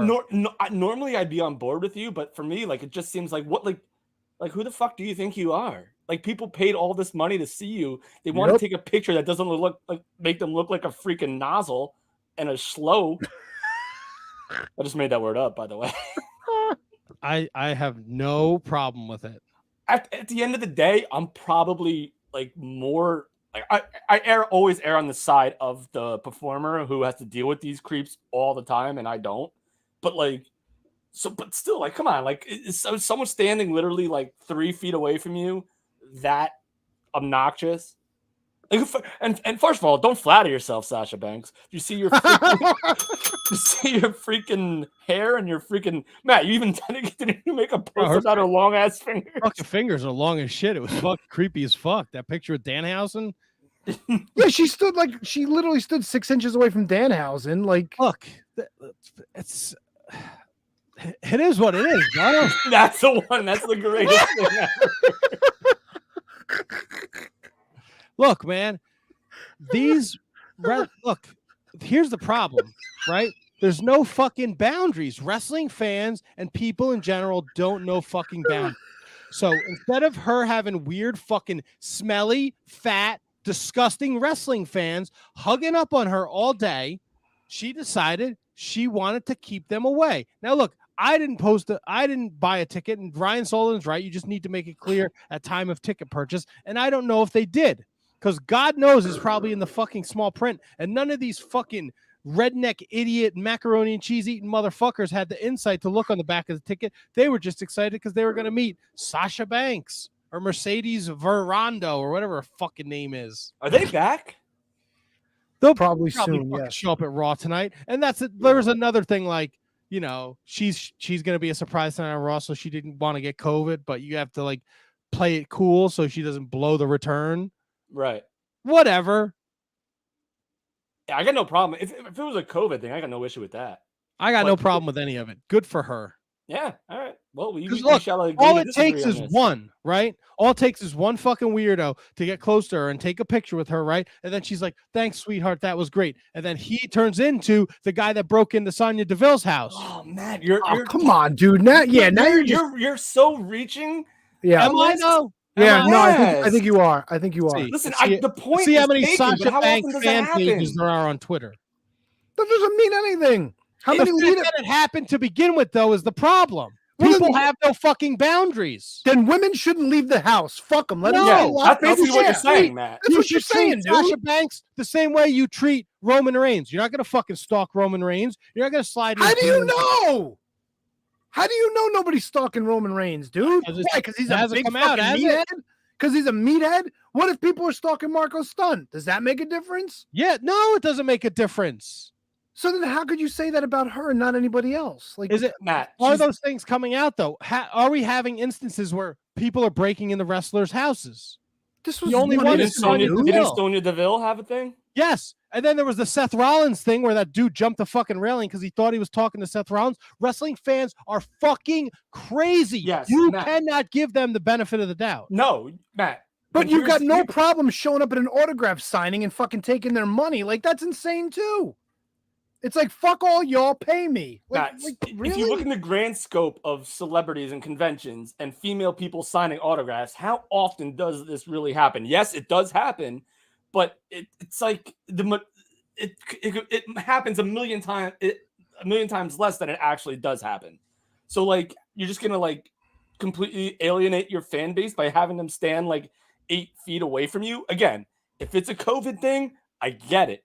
But if it's just like, hey, I'm too good to like stand next to a fan who's paid their hard-earned money to come see me, it's asinine. And look, I'm not saying Sasha Banks has to be on top of these people or they have to be on top of her. You don't have to hug. You don't have to lay in the bed like with Tammy. But in fairness, Sasha Banks does not have the greatest reputation these days either. You know what I'm saying? There's a lot of fan bases like, yeah, fuck her. We don't need her. I don't agree with that point. I think WWE is 100 times better if Sasha Banks that's is in it. the fan base who feels like slighted because they feel like they have to wear their WWE patch on their shirt. So everything that happens when Sasha Banks walks out, she's dead to me, you know, until she shows back up, just like Cody Rhodes was dead to everybody, and then he showed back up. Who was Cody Rhodes dead to? Not to me. Cody No, Rhodes. not to you guys. The fan bases, the wrestling fan bases. So Sasha Banks walks out on Raw. So all the WWEites are like, "Fuck her. We don't need her. The women's division is better without her." I don't know what. You got to get off Twitter, man. I mean, I know we can, but like, I don't know who the fuck you're following. Bro, it's out, dude. It's out there. It's the whole thing is a clown show. Wrestling fans, for the most part, are fucking embarrassing. For the most part, wow. They are. But Matt, for as many people were saying that, I guarantee you there were just as many justifying their reason for leaving. Guarantee it. Leaving what? WWE. I'm not talking about people leaving WWE. I'm talking about the fucking fan base. Right. I'm saying as many people that you were saying, oh, fuck them for leaving, fuck them. I'm sure there was just as many people justifying their cause. Oh, there were. There was tons of simping. You do your it's this thing. weird The stories were tribal. I'm fucking Camp WWE. I'm Camp AEW. That's bullshit. Why is Mance Warner on my TV? Who's this fucking guy? Yeah, how the fuck does Mance Warner get a fucking eliminator? Yeah, I kind of agree match? with that, What actually. You guys are fucking out of your minds. Fuck that guy. Who do you ever beat? I'm not saying fuck that guy, but I'm just like, It's all fucking nonsensical bullshit. Who gives a fuck? You're a mark. She exposed you. She got her money. C2 3PO got his fucking cut, and everybody wins the day. And now we got all these goofy memes. Good for her. Fuck your dumb ass for being a creepy wrestling fan. How do you like but them? But it was a predetermined decision. She didn't encounter a creepy wrestling fan. That's right. She prevented that from happening. But Did we mention this? Did we mention this? Ryan's bringing this to the table. They didn't find out until they were in line. That's even better. Matt, this take is a What brutal a take. What an asshole. Why is it a bad? Why? Because she doesn't want to have people near her? Then don't do a signing. Yeah, exactly. Better, Or son. just sign autographs and don't do a photo op. She should have put a table in front of her like Triple H did. Yeah, you weren't allowed behind the table. God damn, Kevin. Then just say autographs only, no photos. Or you have to be in the next room if you want to take it. Yeah, or just do the table thing. Then people will be like, oh, this is how it's going to be. Then it's fine. Yeah, but the table thing was closer than they had him actually standing. Well, I mean, that one guy, that was a little exaggerated. I know, but he was no, pretty, Tony, it wasn't that. It's not. No, that picture was definitely exaggerated, but he was about 6 feet away from them. And there was one girl, she was there in her costume and she's just standing there and you could just see the look of dejection on her face, you know? It was terrible. JJ Rogue agreeing with our Kevin, don't do the fucking signing. 100%. Love my guy, JJ. 100%. I hope so. He's fucking sitting in on third mic next week. You better love him. For the whole show? Yeah, for the whole. That's what happens when you sit on a third mic. Well, it's the whole show. I told you weeks ago, dude. I know. Yeah, Matt, bring that shit to the Matt, table Matt, now. Matt, I know. I'm totally kidding. I just wanted to get a pop out of him. No, I'm just looking through Sasha. I want to see more fucking photos of people not standing near Sasha Banks. And if there's anybody I'm confident will do an awesome job taking my spot, definitely Kevin Rogue, 100%. It's like Kurt Hennig. Of course. I can't wait till Arn Anderson's spot. Can't wait till he slams a cage on one of your heads next week. I think I just love this. This is hysterical. The gonna be shit me that if it's people get anybody. fucking all worked up about. It is. What are some of the comments you're seeing? What are some? Of the I comments? haven't found anything yet. Oh, I was just looking at anything that Sasha Banks was tagged in. Dude, she like Lita and Trish, that- they took pictures with everybody Okay, that's what Lita and Trish wanted to do. Good for them. because they rule. God, Good for them. I hope they come back and win the tag. I took my belts. picture with Francine and Sonny. Good for me. Yeah. How would you have felt if they told you to like, hey, stand down the hall and we'll take this picture? I mean, I would have had to get in a bunch of people's ways. They were selling their gimmicks, so I don't think they would have done that. God. Yeah.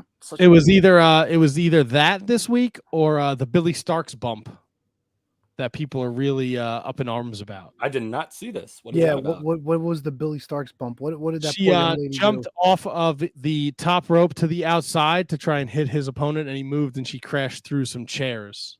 Wait, Oh. she's a his now? No, Billy No. Starks.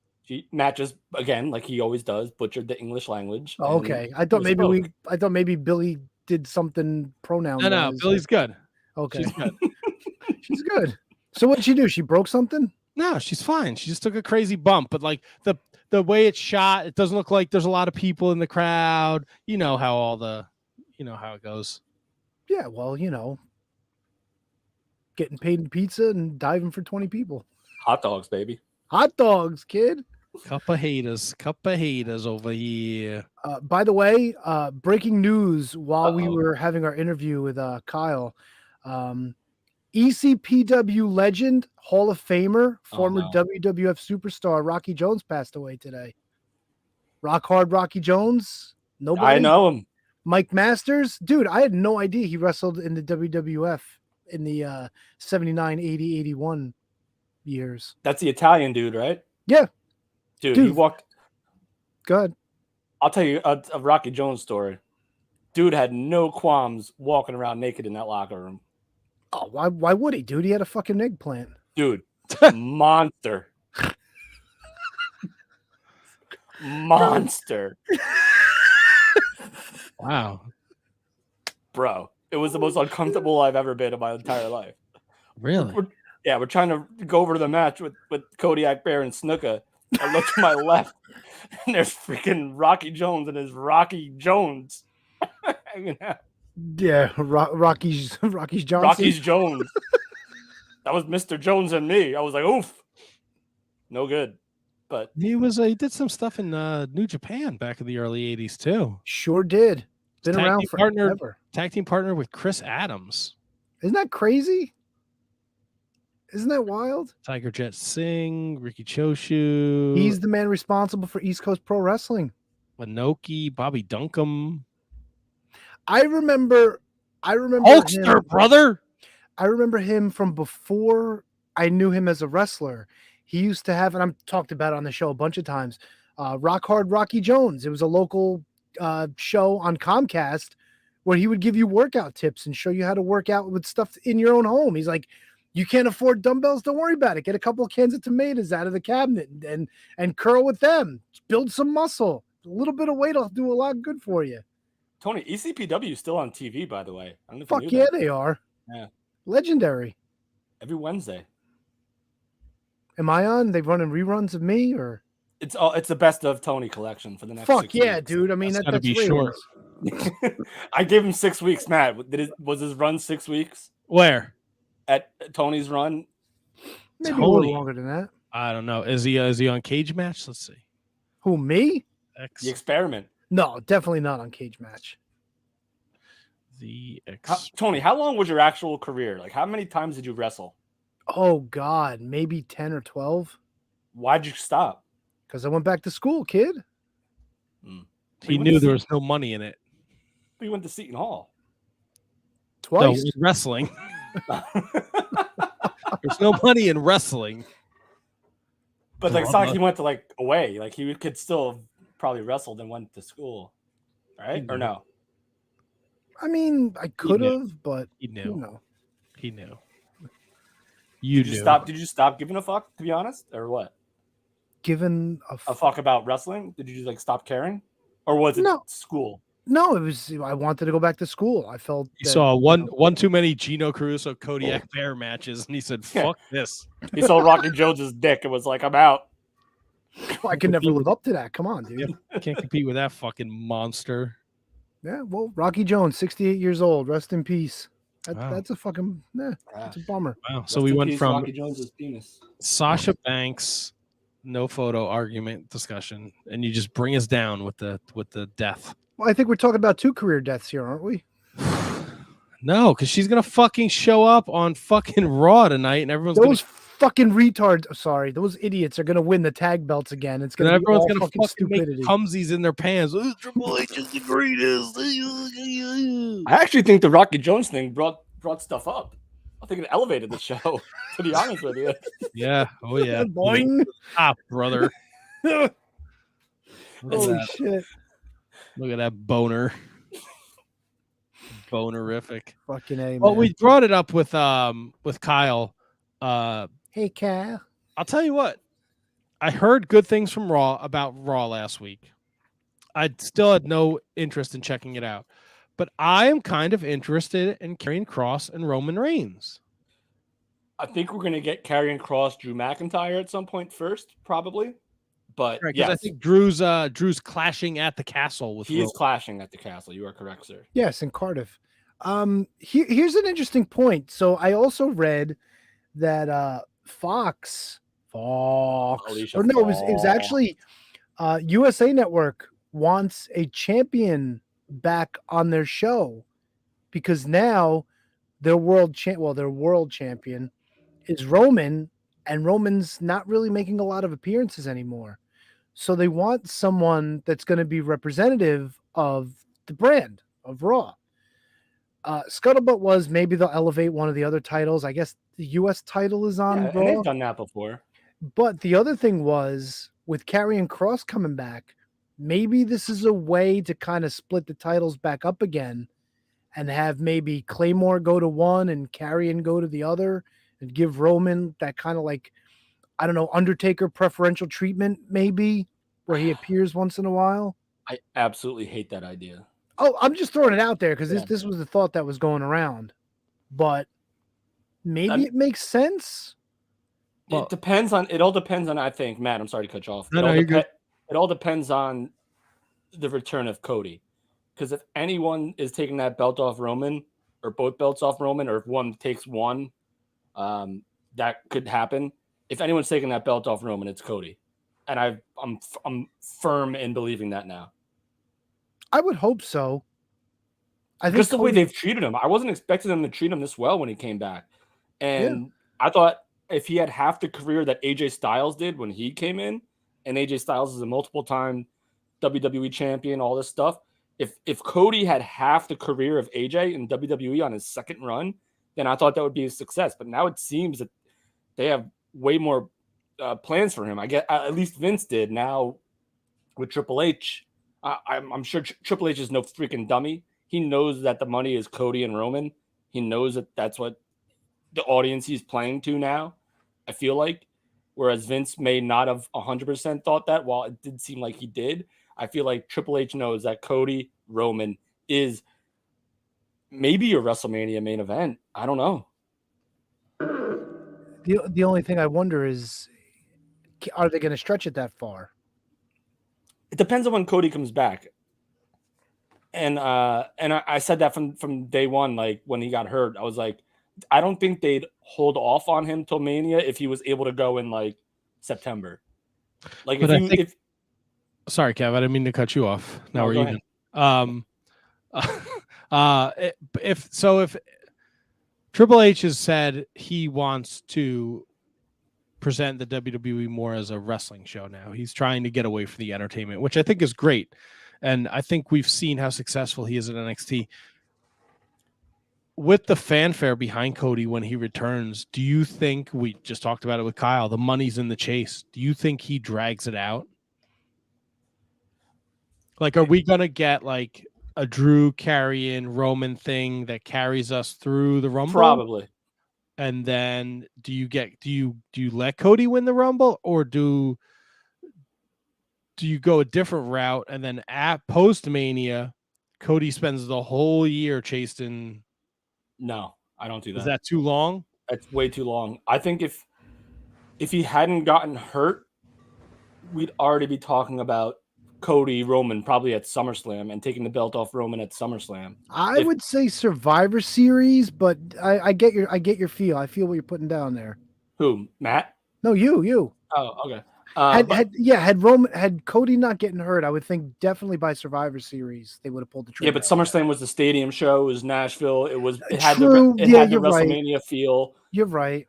But I believe Matt actually brought this up like back when Cody originally got hurt, that like maybe they should prolong it till Mania, like before he got hurt. Maybe the title change should be at Mania. And I was like, if he comes back, if he's healthy, they're going to need him. But now the landscape has completely changed since then. So I have no clue where their heads are at and what they're going to do. And not that I did before anyway, but I really think that if Cody is ready, I do think Cody win. Matt, that's a great point out of you. Cody should win the Rumble. But now Karrion Kross is a good placeholder for now. Like he didn't his run in WWE on the main roster was brutal. Oh, it was atrocious. Yeah, and I didn't hate that he lost to Jeff Hardy in his debut. I just hated that he had the NXT championship when it happened. So like it was absolutely atrocious. Now like it's building him back up, getting fans more familiar with who this guy is. He has a completely different look now. He has hair now.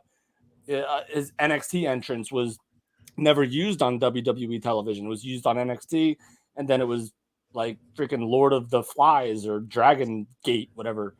And so he can be a serviceable guy that could be at the top of the card that will always be a threat, much like Drew McIntyre. Like Drew McIntyre, no one sees him really as no one sees him as a real threat right now, right? Like the only real threat in WWE right now is Brock, or if Randy Orton gets healthy, like no one, or maybe Seth Rollins. I don't know, but that's it. That's really it. So I think Karrion Kross could be a serviceable placeholder and still remain at the top of the card and eventually one day hold the belt because he's still young. But now the money to me is Cody and Roman.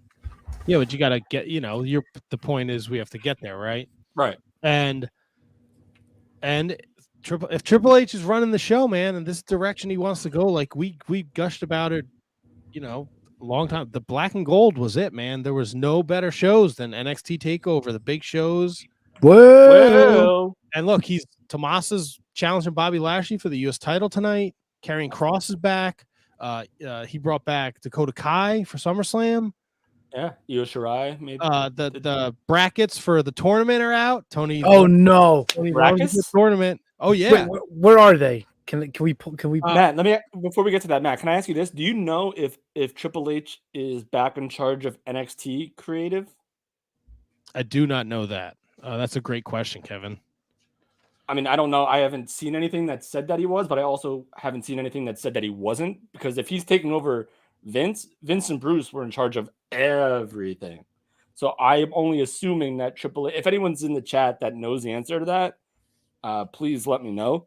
But if he's in charge of NXT too, again, I feel like we're going to see a lot of changes in that as well. I think you're going to see a lot of changes. Tony, it's on their do you have their Twitter? Are you on Twitter? No, you're off of Twitter. I mean, I could go to our Twitter. It's under the WWE Twitter. They just tweeted it out a couple minutes ago. The tag tournament. Oh boy. The women's tag tournament. Is there a mystery entry in there? There are not. There are eight teams. God, what are these teams? Do they have 16 women?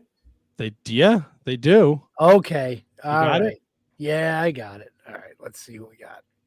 It's you got it. Look. Unfortunately, there's no Naomi and Sasha. Mercedes Verano. Wow, some interesting teams here. All right, so here. I think tonight we're getting Tamina and the 24/7 champion Dana Brooke against Io Sky and Dakota Kai. We got Alexa Bliss and Asuka taking on Nikki ASH and Doudrop. Raquel Rodriguez and Aaliyah versus Xia Li and Shotzi. And Nikita Lyons and Zoe Stark taking on Natalya and Sonya Deville. Okay, so that means to me that the championships are still going to be circulated through all three shows. Right? Well, two. If Nikita Lyons on the main roster? Oh yeah. No, she's not. Yes, she is. She wrestled on SmackDown or Raw recently, didn't she? Are you sure you know who Nikita Lyons is? Yeah, yeah, I know who she is. She's the girl with the big ass that everybody drools all over. Yes. Yeah. Okay. So if she was all right, so then you could be right. You definitely could be right. I just wanted to make sure you knew who you're talking about. Oh no, I'm right. I know my shit. I'm not. We had a couple here in the chat. JJ Rogue said, "My understanding is Triple H is in total creative control, including NXT." And then Mike Spear Jr. says, Meltzer reporting that right now the plan is 100% Roman Rock at WrestleMania. Yeah, I forgot about Rock. Yeah, that makes more sense than Cody then. But now if the belts are separated, Cody could still win a championship against somebody else. Oh, yeah. I still want to see Cody Roman. And we got time. Look, I like the idea of Karrion Kross. It's fresh. It's new.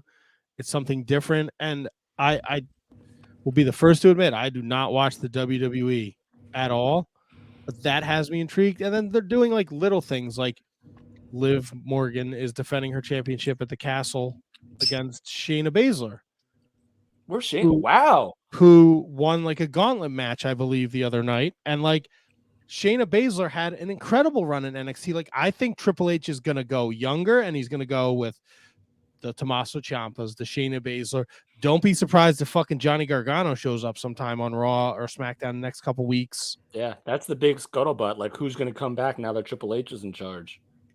Well, let me That's ask like you. Let me ask you rumor guys mill. this: who do you think's winning this women's tag tournament?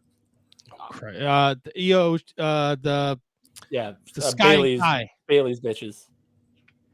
I mean, I guess it has to be no. Yeah, they just came back at SummerSlam to that major thing. It's got to be them. Ain't gonna be no dewdrop. I think we get Asuka and Alexa Bliss in the second round against them. I think that'd be an interesting match. Yeah. So how does it rank? Where are Alexa Bliss and Asuka on the opposite side of? No, they'll meet in the second round if both their teams win. That could be tough. Well, I mean, Kai and Sky. God. Kai and Ty? Yes, that was the joke. Against Tamina and Dana, 24/7 champion Dana Brooke. That belt's still a Triple thing. H. Triple H. Just fucking put that out to pasture, dude. Take that shit behind the shed and put a bullet in it.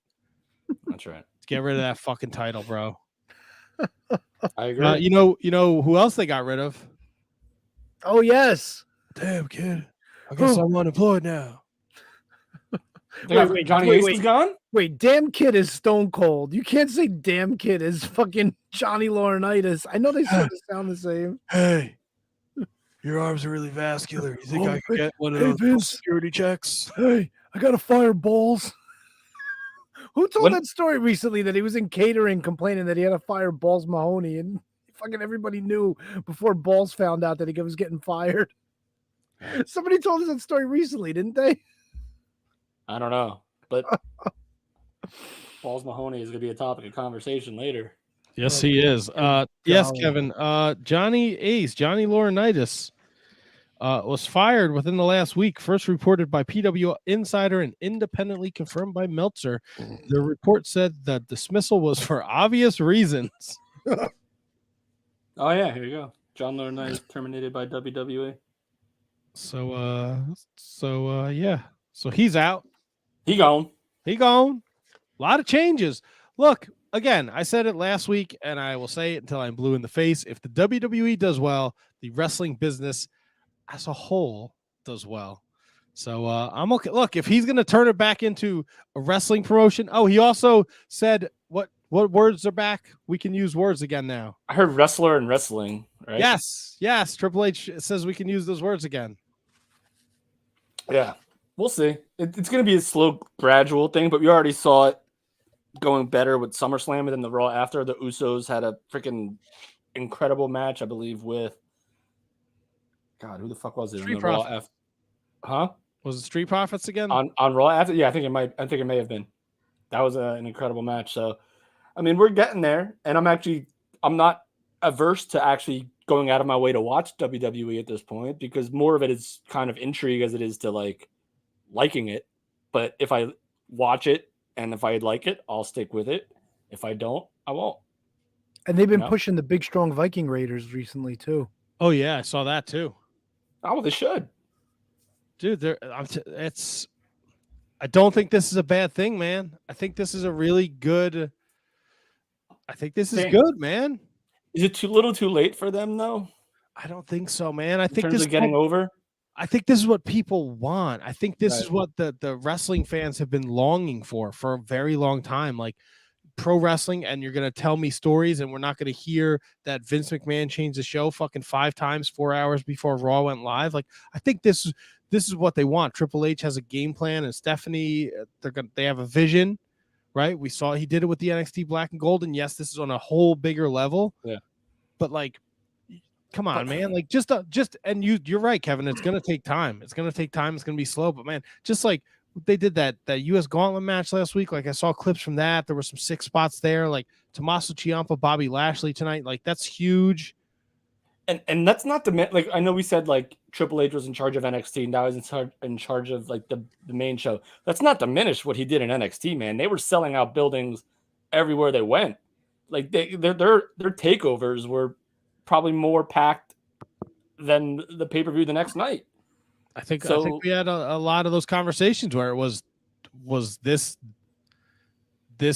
this takeover was better than X Yeah. show, whatever it was, right? And yeah, and a million times over. And WWE is usually really good with their main shows being great, but it's just tough when you follow NXT and listen, Chicago, Brooklyn sold out, packed to the rafters, to the guilds, if you will.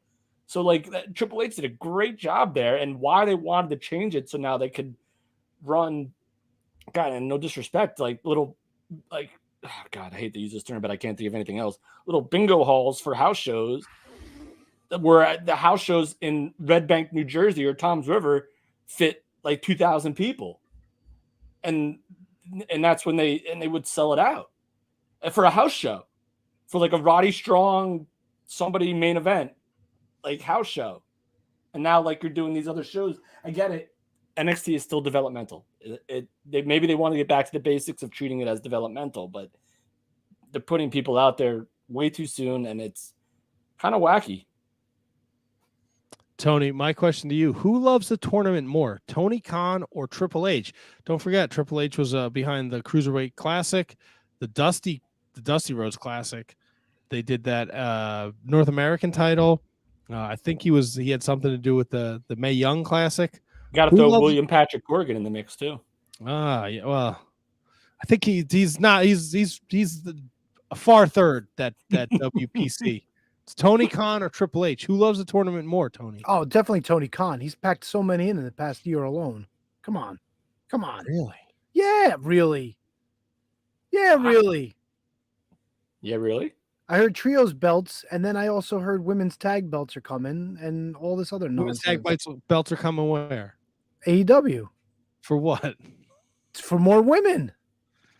To do what? To tag. No women's tag. Stop. Enough belts. No, fucking Tony Khan. Everybody's got to have a belt. You get a belt. You get a belt. Can I get a belt? You have a belt. You won't fucking give it to the champ. It's true. By the way, I just want everyone to know, I was promised that we were going to have confirmation of the next challenger for Can You Beat That? Unfortunately, decisions have been made. Somebody has been selected. However, we do not have an official announcement this week. In my absence next week, there will be an announcement as to who the next challenger is. It's already been decided. We just need to wait a week for the announcement. But there will be a challenge for Christian Rocco's Can You Beat That Championship, September 12th? Yes. September 12th. That's what we have it on the calendar for. So in my absence, you will be blessed with another video from a representative of the Can You Beat That committee. Interesting. Yes. Interesting. I'm intrigued by the Trios Championship, by the way. I'm not. I think it's stupid. Or the... Of course you do, Tony. Fuck that. Anything AEW related, Tony thinks is freaking dumb. No, it's not even under Trios rules. They just named the Trios to be silly and funny and different. Wait, what are Trios rules? Trios rules are Lucha Libre, where if somebody gets shit canned, the yourself. next person gets to come in. Stop yourself. What?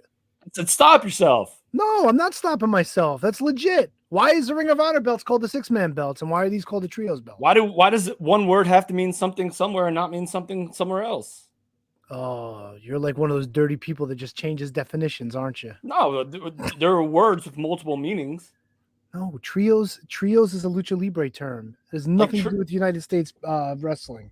Dude, I'm excited because you could literally put the obvious main feud is going to be Paige and the Bucks against Cole and Fish and O'Reilly, and that's like these titles will automatically feel like main event matches. Like if you don't have a world title match, you could put this title match on the show as the last match, and it'll be a main event.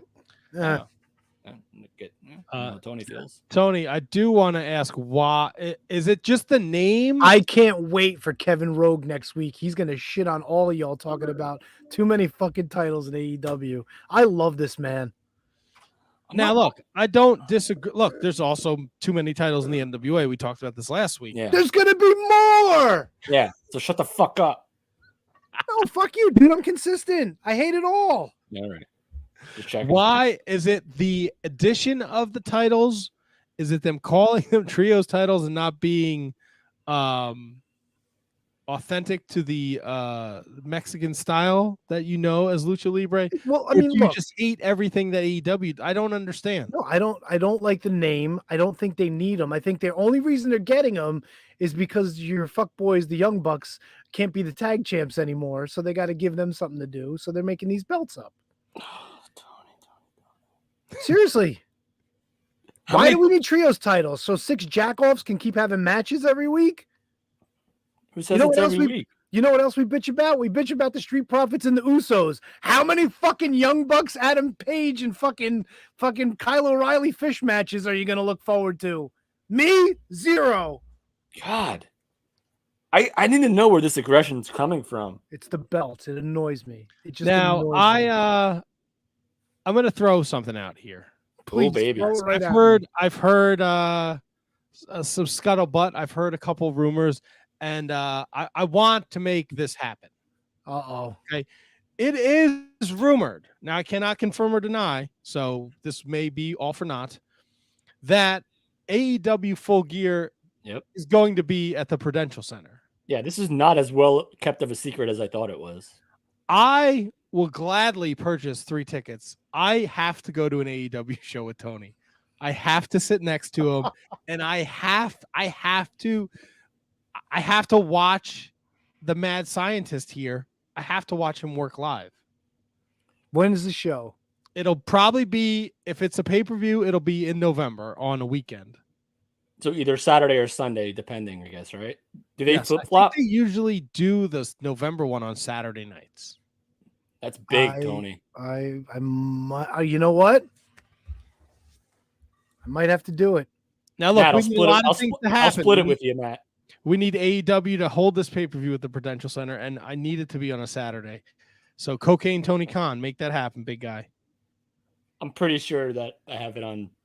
Corporate Kevin knows the deal.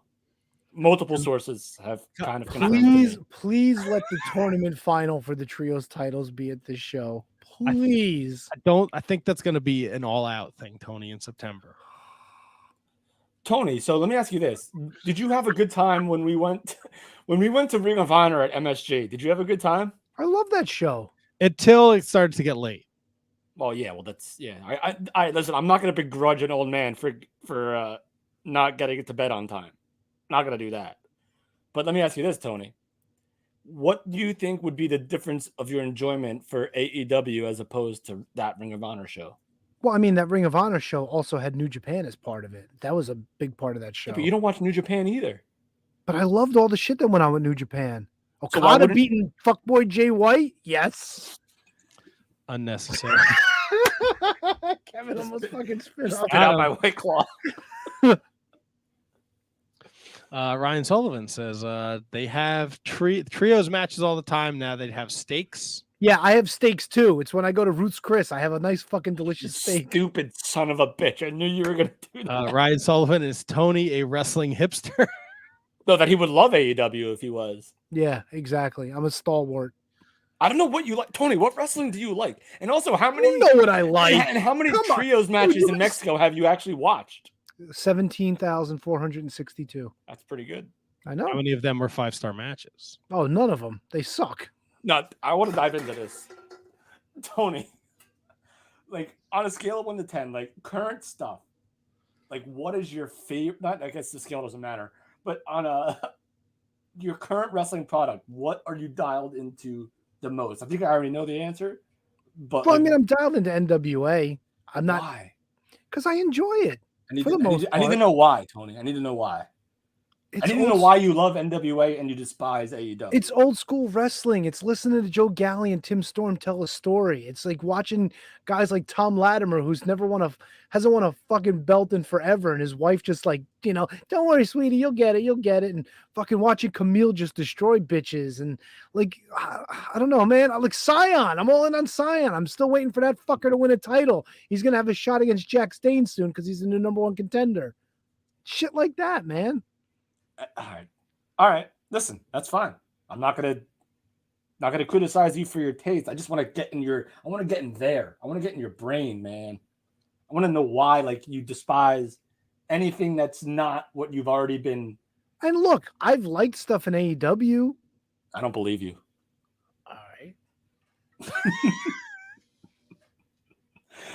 Tell me one thing you've enjoyed about AEW in the last 6 months.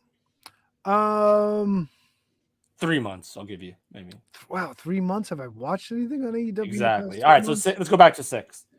I thought the stuff with MJF and CM Punk was good. All right. I enjoyed that stuff. I enjoyed the Adam Page stuff in the beginning, and then they forgot about him for a year, and then all of a sudden, like, oh, the story came full circle. What the fuck's he been doing for a year? I don't know. But at least in the beginning, it was intriguing. At least they were making him like a sympathetic character. Thoughts on the rise of Wardlow? I just wanted to ask Tony AEW questions all night. I'm okay with Wardlow. I like the fact that he was able to beat MJF and put an exclamation point on that.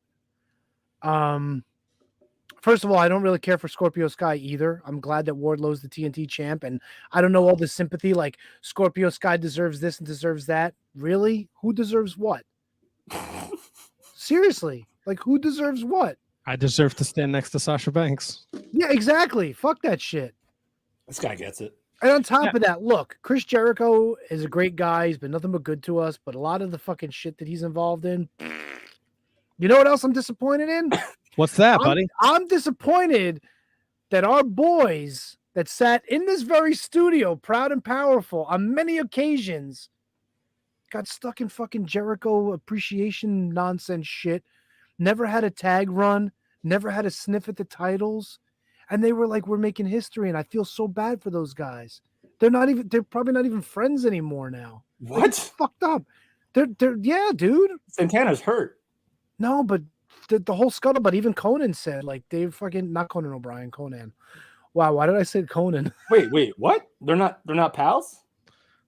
That's the word going around, yeah. Well, wait, how's Santana hurt? He was taking bookings for Terminus by himself. No, he got hurt at Blood and Guts, too. See, wait, part of that Jericho shit? Yes. That's what I mean. That's what I mean. I do notice they take separate bookings every now and then, but that's just whatever. No, word is that they're not getting along anymore. Look, I don't know. I haven't spoken to either one of them, but you know, they're kind of in Sliced Boogie Land. Like, who knows what's going on with them? Oh, Sliced Boogie Land. Now to two questions for you, Tony. Are you excited for the Quake at the Lake? No interest. No, I'm more into the queef on the beef. I was gonna say that.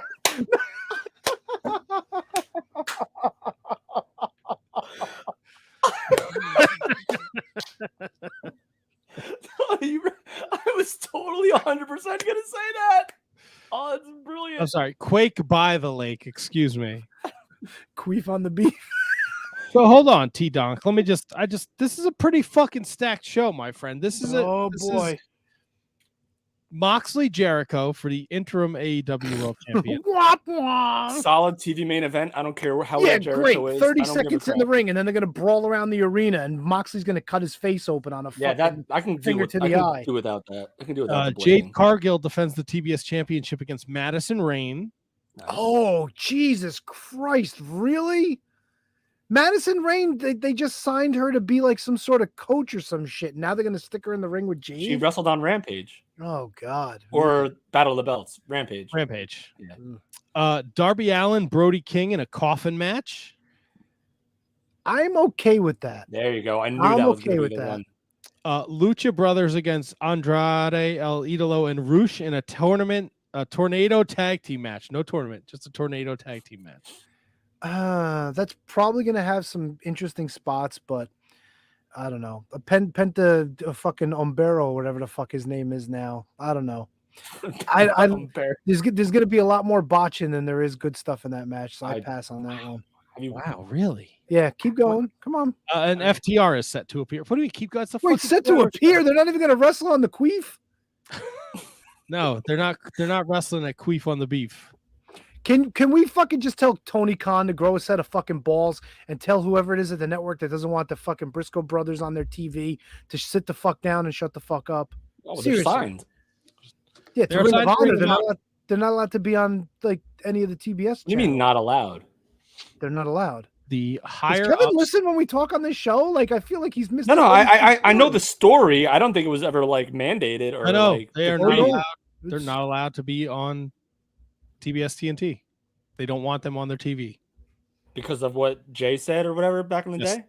Yeah, like 15 years ago when he was young and stupid. Huh. Yeah, Oh. exactly. Huh? Indeed. You have the gift of one of the greatest tag teams ever. That's in a feud with one of the greatest tag teams on the planet right now.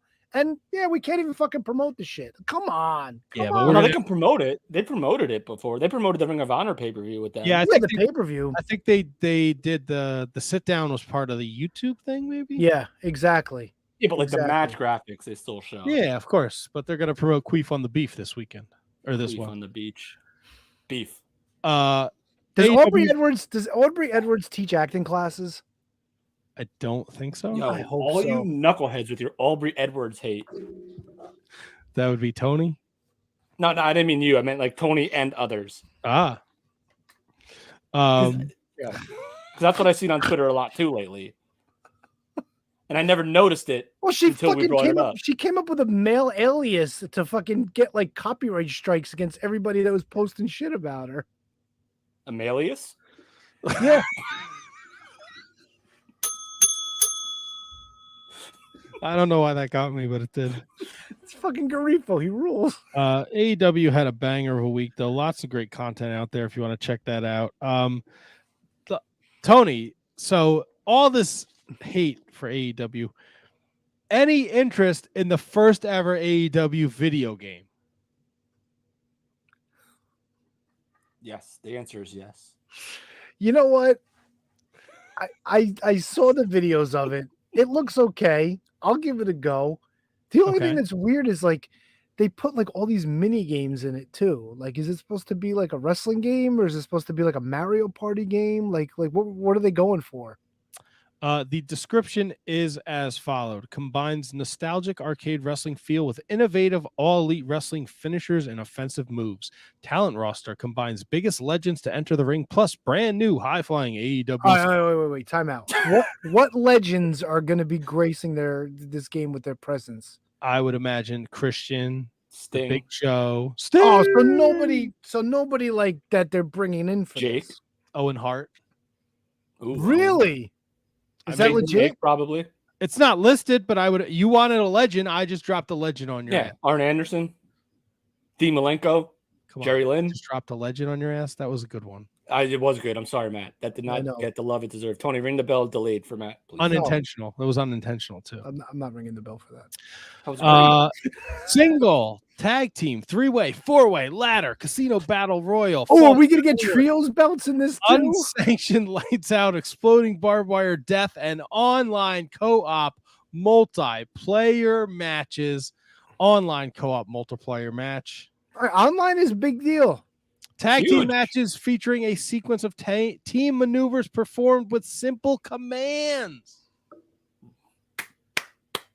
$59.99 for all consoles and PC. So Matt, Tony, are video games still sold like as discs, or is it all downloadable?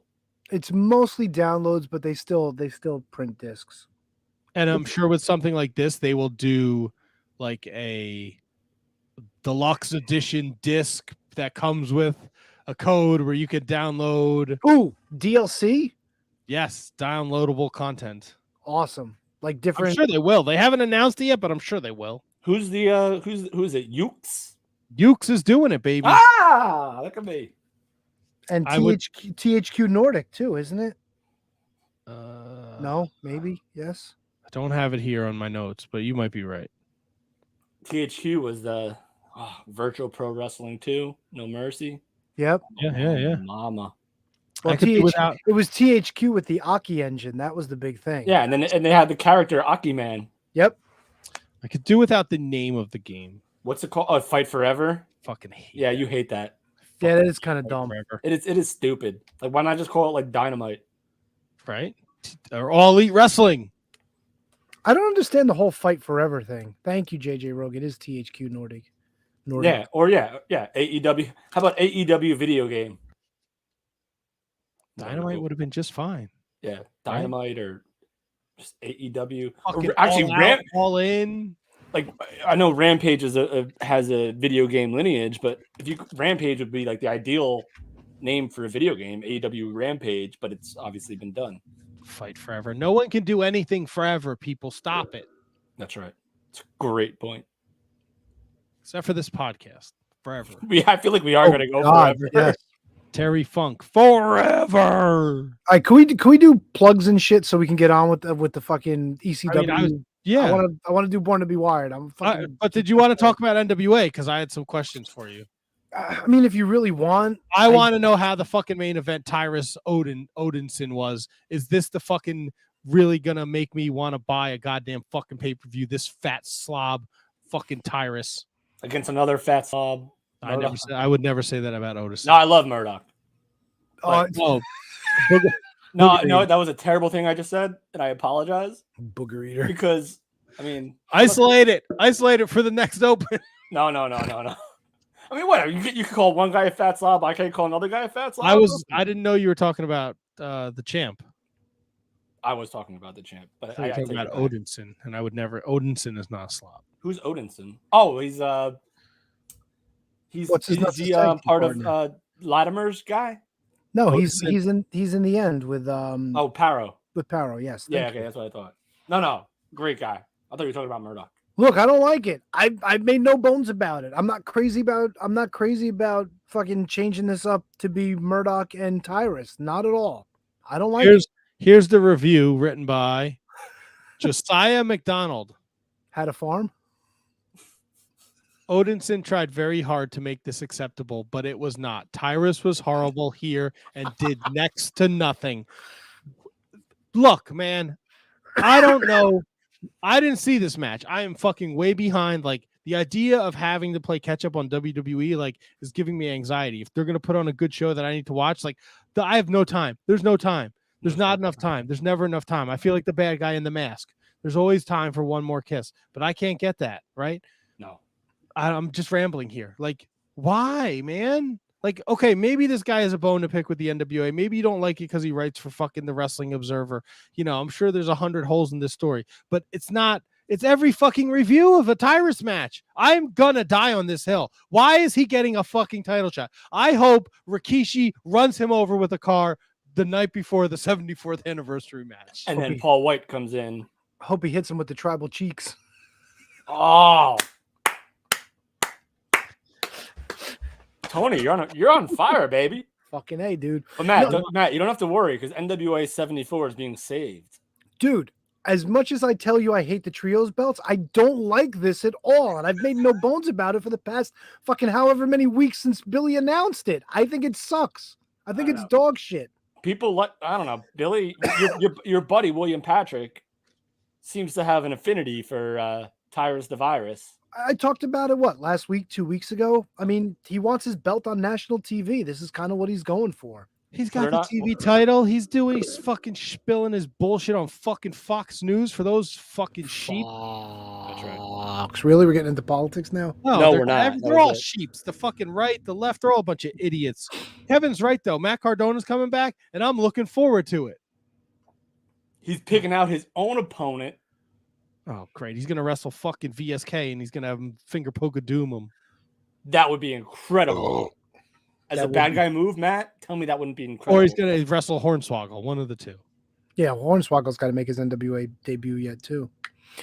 Didn't like it. It was a lot of Odinson just running with forearms to try to knock him down. It was not good. And then Tyrus just kind of swats him away, and he hits him with the heart punch, and that was it. And this happened in like 4 minutes, dude. This was a 6:05 TV title match, so it was under the strictures of the time limits. Interesting. Yeah, it was. Tell me more about. It was good, dude. They archaic wrestling. No, but this was the first time they've actually followed the 6:05 in a long time. Because when they put the shows on pay-per-view, they go no time limit, and Tyrus just hasn't really been defending the belt. All right. And on top of that, Trevor Murdoch challenged the Pope to a match, so that's going to happen before NWA tomorrow night. Oh, that's right. Shit, Power is tomorrow night. Look at that. Power. Sion is your new number one contender for the national championship. He beat Rodney Mack. How Rodney Mack got a fucking title opportunity? I don't know. Is Chris Adonis still the national champion? No, it's Jack Stain. Jack Stain. Okay. Yeah, he's been, There's a lot been of the champ titles. for a while. Yeah, a little bit. Like Bruno levels. No, not even close. Yeah, maybe Bruno Mars levels. I know they also announced that the women's tag titles will be on the line at night 2 as Pretty Empowered defend against the Hex. And I know that Max, the Impaler, has been entered into the Burke Invitational. Yeah, good for her. Creepy broad. God, I hope my schedule is super light that weekend. I would love to watch the NWA 74 shows with you, Tony.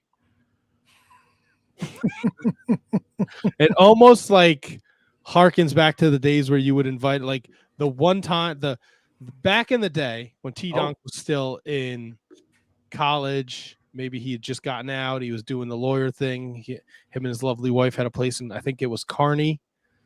Matt, you were probably like 6. What are you doing going to Tony's house? I was in my I was young. But it was like it was usually be during the holidays. Maybe there was a little break, so maybe he was free, and we would go down there to watch wrestling DVDs. Right? Tony would be like, "Oh, I got this great DVD. We should watch it." And then he would yell and scream at the TV the whole duration of the DVD. I vividly remember us watching the Chris Benoit Hard Knocks DVD. This is pre Chris Benoit murdering his family. I own it. I also own a copy. Tony, he's like, it was great when I got to win the title at Madison Square Garden. Tony's like, it's fucking fake. This fucking bitch is crying. What a fucking asshole. Shut the fuck up. We're trying to fucking watch this thing. We got the fucking somber music. He's telling this very heartfelt story. Showing clips of him and Eddie. Tony's going, it's fucking fake. You fucking hand job. Just every DVD. You guys want to watch the Monday Night Wars? You want to watch the end of WCW? We're like, yeah, we'll check it out, Tony. He's like, look at this fucking loser. This fucking asshole. Clearly, some things never change. I miss it. Yeah, those are good times. Those are good times.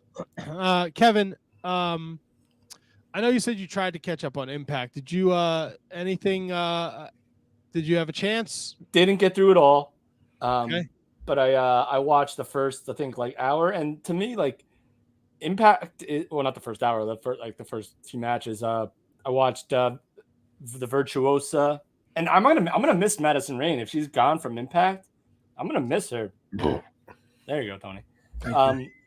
But Impact to me, like as much as I love it, it's like the same rotation of a small roster that just goes every single week. I really think they need some sort of injection. I don't know what it is, but they just need something. I can't stand the Taya, Rosemary, Jessica story. To me, that's just like, it's just too out there for me. I did see, but only because it was the second match on the show, I did see Brian Myers beat Black Taurus Hogan to retain his digital media championship, but then he got what's it? Gurjev, the new guy that they got. Oh, Bahupinder.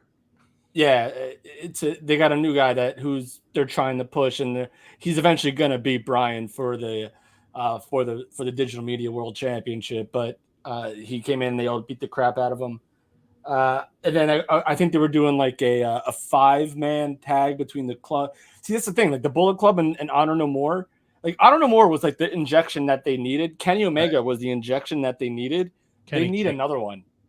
Because even though Impact, the audience, I think, rised last week after Impact, when the ratings came out, the ratings went up. It's just they need something. I don't know. It's probably. I'm sorry. Go ahead. I think that has to do with them. Like this, they're taping like 4 weeks at a clip. So yeah, like Ace Austin was doing the Best of the Super Junior, so he was gone for 4 weeks, and now like I know the Good Brothers are no longer under contract, so like this, what you're seeing is like the last of them. But then like Emergence is this weekend, so then we'll do another set of tapings, and then that'll lead up to I thought I had the schedule in here, but I don't. I know they have like a bunch of shit lined up because Bound for Glory is taking place on a Friday night in October in Albany, New York. Oh, Is that something we have to pick? yeah. Bound for Glory. We don't have to pick Emergence. Bound for Glory, we definitely have to pick. That's October, Tony. You got time. Yeah, you got plenty of time, T-Donk. Plenty of time. Emergence is this weekend, though. You have Josh Alexander, Alex Shelley. That's pretty cool. Jordan Grace, Mia Yim for the Knockouts Championship. Yeah. I guess Mike Bailey or Rocky Romero versus Jack Evans. I guess they're having a match this week, Mike Bailey and Rocky. Okay, this Thursday probably, yeah. Yeah.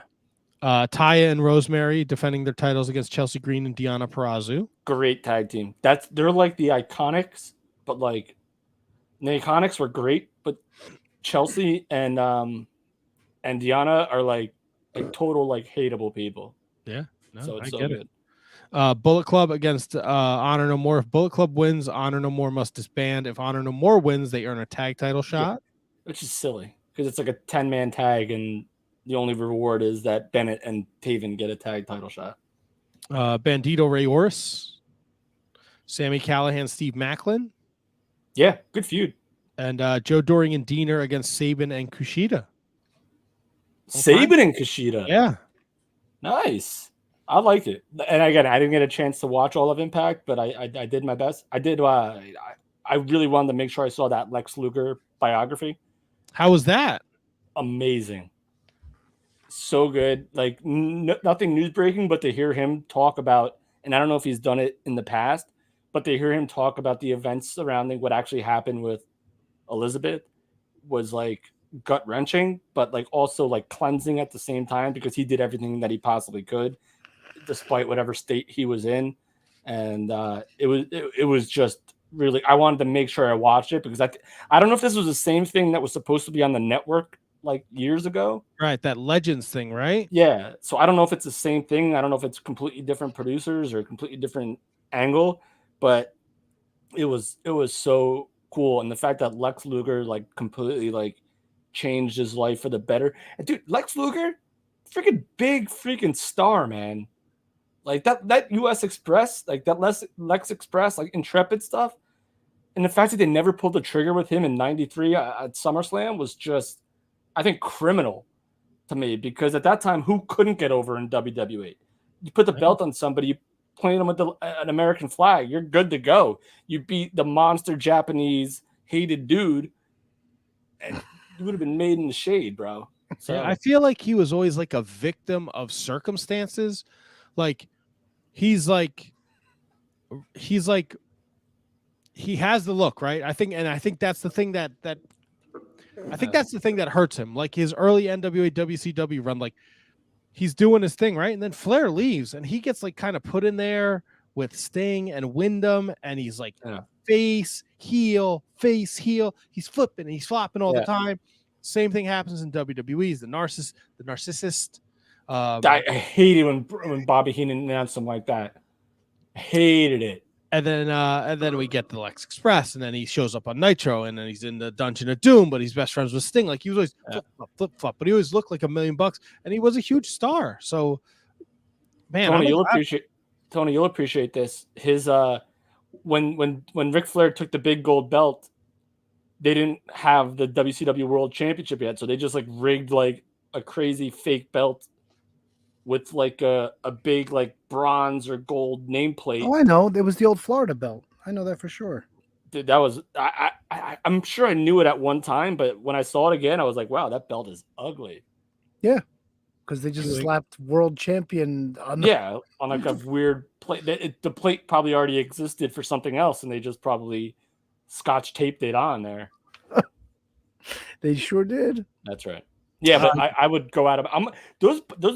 I think I've only watched like one other A&E WWE show in this run, and that was the Brett Shawn rivalries. Okay, but I'm gonna go back and watch them all because they're really well done. I mean, again, you're not learning anything that you probably haven't already known unless you're like young, but they're still like getting perspective on Lex Luger from like Kevin Nash or like Jim Cornette is pretty cool. To see how they all talk about them. And I'm sure that's the same way with all the other ones that they've done. You have unique perspectives that you've never necessarily heard unless they have a podcast. So I like that.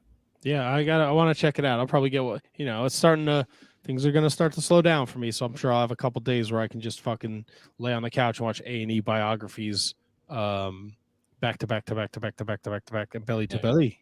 That's it. One more piece of news before we do our Wizards Rewind. Tony, this might interest you. I don't know if you heard this, but Vice TV, they've officially announced its new Tales from the Territory series. Ooh, I'm kind of interested in this. So it was revealed today that Tales from the Territories will premiere on Vice TV at 10 o'clock Eastern on Tuesday, October 4th. What's up first? The series is from the Dark Side of the Rings crew and Dwayne "The Rock" Johnson's $7 production. Yeah, that's the thing that like Jim Ross and Jake the Snake and Ted DiBiase all kind of did like a panel for, right? Yes. Think so. Yes. He revealed on his podcast that he was going to be involved in a Tales from the Territories episode looking back at Mid-South with Jake, Michael Hayes, and DiBiase. That's right. They said, stay tuned. Interviews with Bret Hart and Abdullah are featured in the trailer for the Tales from the Territory. They have not announced who they're doing first. They also wanted to let you know that Vice did not cancel Dark Side of the Ring. They're committed as ever to the Dark Side series. So it's got to do a better job, man. Shady. I mean, that's what those things are. You don't want. You can't. Yeah. No, gotcha. All those documentaries are like that, but. All right. Tony just completely threw up a picture on our YouTube. If you're not subscribed to YouTube, youtube.com, The Shining Wizards, subscribe and you will see it is Jeff Jarrett and was Beetlejuice. Jonathan Gresham. And the caption says Jonathan Gresham and Jeff Jarrett backstage at Ric Flair's last match, July 31st, 2022. Interesting. Thank you, JJ Rowe. Well played, slap nuts. Well, let's take a minute to thank our Patreons over here. Let's blow through this really fast. I don't want to take an extended commercial break. I hope you guys don't mind. But do we have time to? I don't know what that sound was, but I guess we do. So if you are listening to this or you are interested in, let's take that off the screen. Someone left that up. Hide it. Be gone. If you are enjoying the show, if you're one of our lovely listeners, if you want to help support the podcast, you can do that for as little as $1 a month over at our Patreon, patreon.com/wizards podcast. And for $1 a month, you can support the Wizards podcast. $3 a month is your best value. That gives you access to all of our bonus content, not just the stuff that we made. Let's say you signed up today on August 8th. You don't just get the stuff we make after August 8th. You get the whole catalog, which includes profile pieces, us talking about shows like pay-per-views. I know we've done some WCW ones. We did the Wrestling Classic as our first one, some ECW ones. There's great stuff that we just recorded down in Tony's. We all got together. We took a couple fan questions from our Discord, which is on our link tree. So if you want to be part of our Discord, just go to @Wizards Podcast on Twitter, click that link tree button, subscribe to all the fun stuff, follow us, and then jump in the Discord. We're taking questions there. So we did a bonus episode where we answered the Discord questions. We did a crossword puzzle, which was a zinger. And we did kind of a topic on best and worst heel and face turns. Not necessarily, I think it was just the worst, actually, if my memory serves me correct. Worst turns. We each gave a top 5 list of the worst turns that we thought in wrestling history in terms of we didn't feel like they paid off. So that's available at the $3 tier. $5 a month will plug your social. $10 and above, where you get all the perks, and you are entered into a monthly raffle, and that allows you to actually be a part of the show, like legit sit in on the show. Ryan Sullivan, Ryan Schlong from the Mark Order podcast, he was the winner last week. We picked it live on the show right before Can You Beat That? Now Ryan has a chance to sit in on an interview. He gets to pick a Wizards Rewind and sit in for that. Maybe he wants to be part of Can You Beat That challenge, or maybe he wants to do a crossword puzzle. He gets to pick what he gets to do in September, and you can too if you're at $10 and above on the Shining Wizards Patreon. We'll pick a winner every month, and then we'll reach out to you and we'll set it up, and we'll see where we are. Ryan is still waiting to see our guest list for September. I'm still working on putting that together, and if we can't find something there, I think he's going to pick the Rewind for September. I hate to be the spoiler, but I think that's the route we're going. So at this time, we're going to thank those that support us over at our Patreon. Kathy Hummer, the queen of the Shining Wizards. Manny Crazzo, the king of the Wizards. Danny Rusinello, at not Danny Russ on the Twitter machine. Anthony Rusinello. Sean Toe. Sean Calejo. Kate the Great Hensler over there at Miss Kate Fabe on the Twitter machine. She's also doing Sour Graps Tuesday night, Mark Order podcast a Wednesday night, and the SmackDown Rampage Fightful post show Friday nights. Plus, if you follow her on social, you can see where she's making other guest appearances. Matt Garifo at WhoDatMatt81. Football season's upon us, and he is a Saints fan, so be sure to send your Saints hate to Matt. WhoDatMatt81. Maddie Mellinger, Christine Friesendorf, Mark Parloni. Happy birthday, Mark. Jay Kopp, the Big Cop of Pump. Thomas Kops, the Mott Spock at High Five Tom on the Twitter machine. He's doing the Marking Out podcast. He's doing the ROH Revelry podcast. So if you want to jump back in the time machine, check out old Ring of Honor shows. High Five Tom is your guy, and he's doing it with William Mercier Jr., Michael Hammond, Matthew Birch, Braden Bergen, at Enfuego30 on Twitter. He's our #1 fan from Iowa. Brendan Haney, who was Can You Beat That challenger last week. Ryan Schlong, at Mark Order Pod every Wednesday night, talking AEW. Asian Joe. David Henry Bauer III, his pal Antonio Horseman, makes experimental music at Harvestman Records 856.bandcamp.com/music. Mike Peterson at LOL Mike Peterson. Rob Humphrey. I Dunk Biscuits. The Daily Smark. DailySmark.com at the Daily Smark on Twitter. The Daily Smark helps you find the latest wrestling news along with up-to-the-minute daily podcasts. Don't forget, we deliver YouTube videos to keep you in the loop. Next week's third mic, Kevin Rogue. He's doing at Year of Pod. He's doing the Too Old for This Shit podcast, TOTS pod, which actually won a prize package from them because they picked my question as their best question of the week. And they sent me Razor Ramon Funko Pop, a GameStop exclusive, and a Bret Hart figure, along with a bunch of stickers and shit. So I thought that was super cool. So check out TOTS Pod, and of course Year of Pod, which Kevin does, where they're going through WCW 1997. At JJ Rogue Means is his Twitter handle, so check him out. And last but certainly not least, he has a Twitter account at W Mercier Jr., the one, the only William Mercier Jr. Lives are going to be in William Mercier's hands. You know what I mean? Kevin, I know what you mean. You always do. Thank you. Thank you guys so much. That's right. Thank you, everyone, for supporting the Shining Wizards podcast. And please, if you can tell your friends, and if you're listening to this and you are in a position where you don't have the extra money, it's understandable. Likes, retweets, sharing, telling people, wrestling Facebook groups, wrestling Twitter groups, whatever. Spread the word. That costs you nothing but a few seconds of your time just to press a fun little button on social media, and we appreciate that. Gentlemen, I was pretty excited about this, and I threw it out there like a month ago. August 8th, let's do a Wizards Rewind. Let's do ECW's Born to Be Wired. It was the first time I was ever at an ECW show. I hold this show in very high regard up until last week. You guys are crazy. I don't know. So, okay. So we went into the Wizards Rewind machine. We went back to August 9th, 1997 at the ECW Arena. Born to be Wired, a week out from Hardcore Heaven 1997.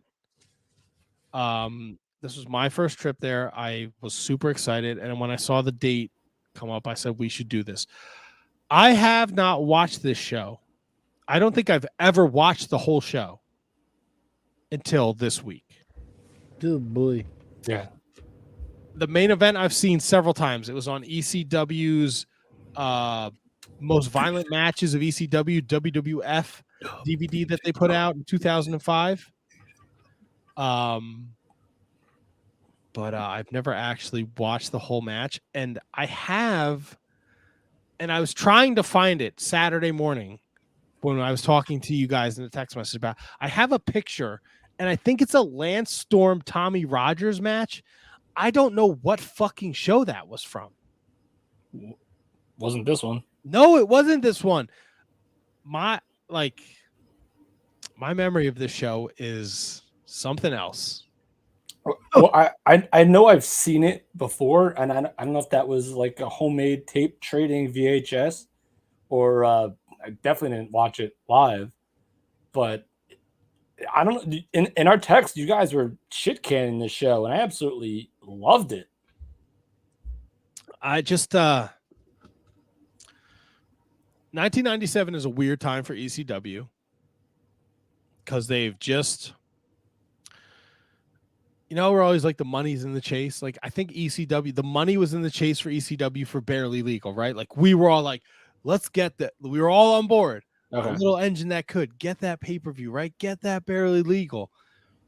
And then it happened, and it was just like, I always used to make fun of the professor for this. Like, it didn't look dingy. The lights made the ring look too bright. Like, it just didn't, watching this back, it did not feel special to me. All right. So I wasn't as invested in ECW as you probably were at the time. So to me, like as we were kind of talking with Kyle earlier about independent wrestling shows, about being isolated shows, to me, I looked at this as an isolated show with not really knowing all the stories off the top of my head. I had to go back and do some digging, and I do remember it. And actually, but first of all, but Tony, that link that you sent, like I didn't realize it was the fourth one down on the playlist. So I spent over an hour and a half watching the wrong show. What show did you end up watching? The first, whatever popped up, it was like Ricky Morton versus Stevie Richards. It was like I was like, wait, I don't remember Ricky Morton versus Stevie Richards on this show, and I also don't remember Dr. Death wrestling twice, once against Axel Rotten and then against Raven. I think it was the night the line was crossed too, or we crossed the line again. I think that's what it came up as. And I'm like, wait, I don't remember. And there was like, God, what other match? There was like the first match was so freaking weird. I was like, how is this on pay-per-view? Or like, how is this crossing the line again? Louis Spicolli beats Mike Awesome. Lance Storm beats Balls Mahoney. Big Steve Cool beats Ricky Morton. Yeah. I'm watching Lance Storm versus Balls Mahoney. Like, what the fuck? And then the next show I watch, when I actually start watching the right show, Balls Mahoney's on this show. Still short-haired balls. Yeah, nice. Short-haired balls. Short-haired balls. Got our name of the episode. Write that down. Yeah, but you guys said like the main event was like the best. The main event was probably like, and I know we'll get there. We'll dive through it all, but that was like my least favorite part of the show. Really? Yeah, a little bit. I mean, maybe I'm getting older. I don't know. Like maybe it's just like my taste has changed.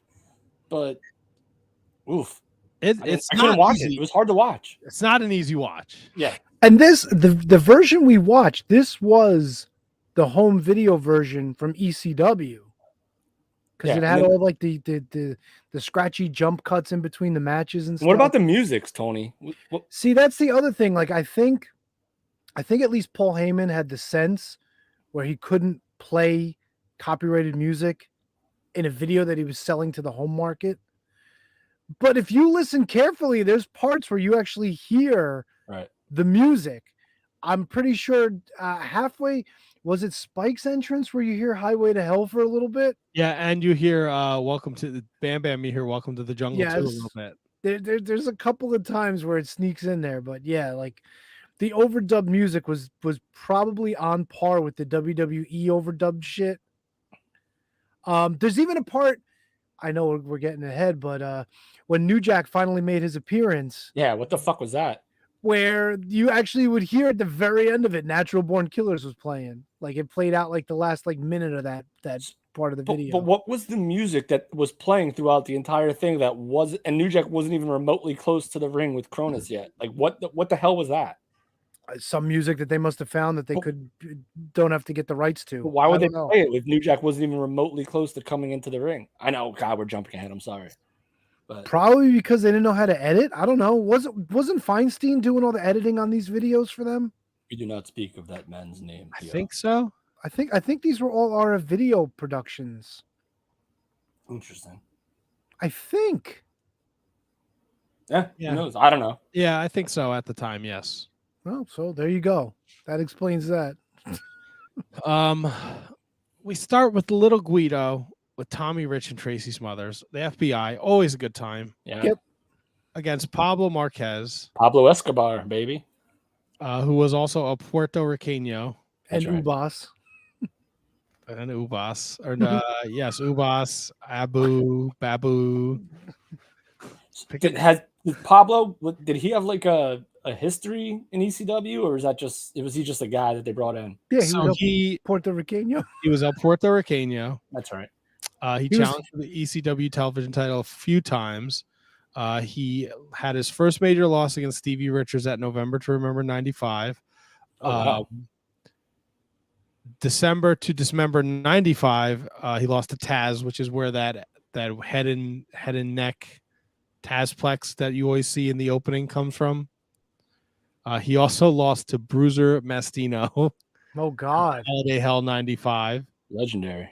I don't know who Spiro Greco is, but he lost to him at CyberSlam 96. Spiro Greco. He had a no contest with Supernova at Hostile City Showdown 96. All right, so he's been around. And he lost to Louis at Heatwave 96. And then Low-Life Louis? Louis Spicoli, my apologies. And then after that, in 1997, he started appearing by his real name. Pablo Escobar.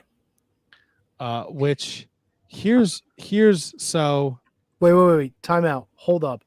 He was Rico Federico, head trainer at Malenko's Wrestling Academy. He was Bobby Blaze's tag partner. There you go. That's who Spiro Greco was. Bobby Blaze? No, Rico Federico. Nico Maestro? So this show takes place on August 9th. That's right. A week later is when he debuts on Sunday Night Heat as Abu. Well, there you go. Wait, Pablo was he Tiger Ali Singh's manager? Yes. Yeah. He was the Abu. He was the one who Oh my God. He did the weird thing, right? On I don't remember, but I remember Abu. He was the manservant. He was doing degrading things. He did the fucking one thing on Sunday Night Heat, right? That's all that Tiger Ali Singh was ever on. Yeah. So him and Little Guido go 6 minutes. I mean, what about Tommy Rich's promo? Did he say anything of relevance before that? Was he a dick? I think he was a dick. I think he dropped a couple F-bombs. Yeah. Nice. No, again, a good opening match. Get the crowd juiced up. Get them warmed up. Pablo Escobar is clearly, he knows what he's doing. And Little Guido is Little Guido. Now, how long has the FBI been around at this point, Matt, in 97? Well, this version, the FBI has been around since like what, 95, 96? Because they had him, and it was Guido and JT Smith. JT Smith, yeah. And then it morphed into this version, and then we got the version with like Big Guido. Yeah, but I feel like Tracy and Guido were probably the best and Tommy Rich for are probably sure. the best version. Well, Tracy and Little Guido tag team champions a few times. Yeah, that's probably the best until the days of Chuck Palumbo and Johnny Stamboli. Oh Jesus! I liked when they brought in Tony Mamaluke. Yeah, well, they brought in were a Tony good team, Mamaluke too. after he was in WC. No, he was in ECW first, and then they brought him in to do the Mamalukes, and he was what, Tony Marinara, or was he Tony Marinara in ECW? No, he was Tony Mamaluke in ECW. Yeah, and he was Tony Marinara in WWE. They brought him in to manage Stamboli and Vito, and then they beat the shit out of Disco Inferno or something like that. Tony, do you have any idea what I'm talking about? No, I do. I'm just a little confused. All right, so he was Tony Mamaluke, and he teamed with Guido. WCW signed him, and he was Tony Marinara. And you gotta flip him. He was in WCW first. Okay, all right. So he was. That's Tony where I was Marinara. getting confused. Yeah. All right. So I was wrong, but then like Disco Inferno apparently owed the Mamalukes a whole lot of money, so like he made them they put him in the trunk of the car. They kidnapped him. something like that. Everyone in WCW ended up in the trunk of a car. But it was cool because there was a point in ECW in later years where the bright spots of the tag division were the FBI, and it was Mikey Whipwreck and Tajiri, and then it was Super Crazy and somebody else. Well, Super Crazy and Tajiri ended up being a tag team, I think, too, right? No, there was 3 tag teams around that time. I mean, are we talking about Christian York and Joey Matthews at this point? No, I thought it was two guys that would be like in the Mexicals later. No, I mean Psychosis. I mean, not Psychosis. God, who was it? Well, Super Crazy and Tajiri definitely were a team, I think. Am I wrong, Matt? They were a team. They were a team at November to Remember '99. So who could Tony be thinking about? What? All right, so if it's not if it's not Christian York and Joey Mercury, was it Kid Cash? Maybe Kid Cash was definitely in a team, but who was he with?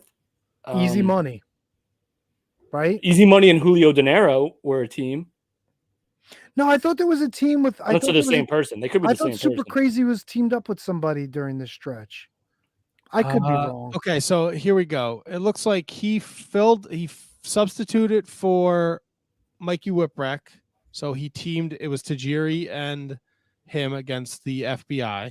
Okay. And then it looks like Kid Cash. Super Crazy brought in Kid Cash as his mystery partner against the Unholy Alliance in a tag team match at Massacre on 34th Street on December 3rd. Who's the Unholy Alliance? The Unholy Alliance was Tajiri and Mikey. Okay, so Super Crazy brought in Kid Cash to face.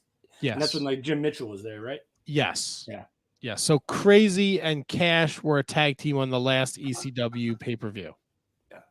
Easy Money and Julio De Niro were definitely a team, though. Unless they're the same person, but I don't think they are. Julio De Niro and Easy Money were hot commodity. Yeah, there you go. All right. Look at us. Rabbit Hole City, baby. Always, baby. All right. So Little Guido wins. It's fine. There's nothing to write home about. Yeah. Mikey Whipwreck, Louis Spicoli is our next match. My memory of the Louis Spicoli imitating Tommy Dreamer thing is so murky. And I know we did a profile piece on Louis like last year. Yeah. Like he's still like here in this match, and I feel like he has not been in ECW for that long at this point. It's so funny that you mentioned that because the show that I accidentally watched for like an hour, like Louis Spicoli's in the ring with Paul Heyman, and the entire roster is there, like touting that they're going to be on pay-per-view. And Louis Spicoli has like bleach blonde hair. He's got like actual wrestling gear on. And then I see him, excuse me. And then I see him like actually in this match, and he's actually dressed exactly like Tommy Dreamer. And he kept that look. Even when he went to WCW, he kept that look for a while. So I enjoyed this match, but this was probably the one that I could do without if I had to pick one.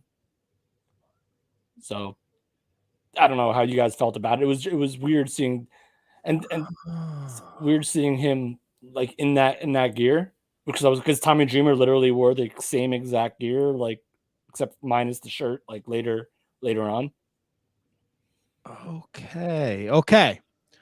So this match is his last ECW match Before he goes to Spicoli. WCW.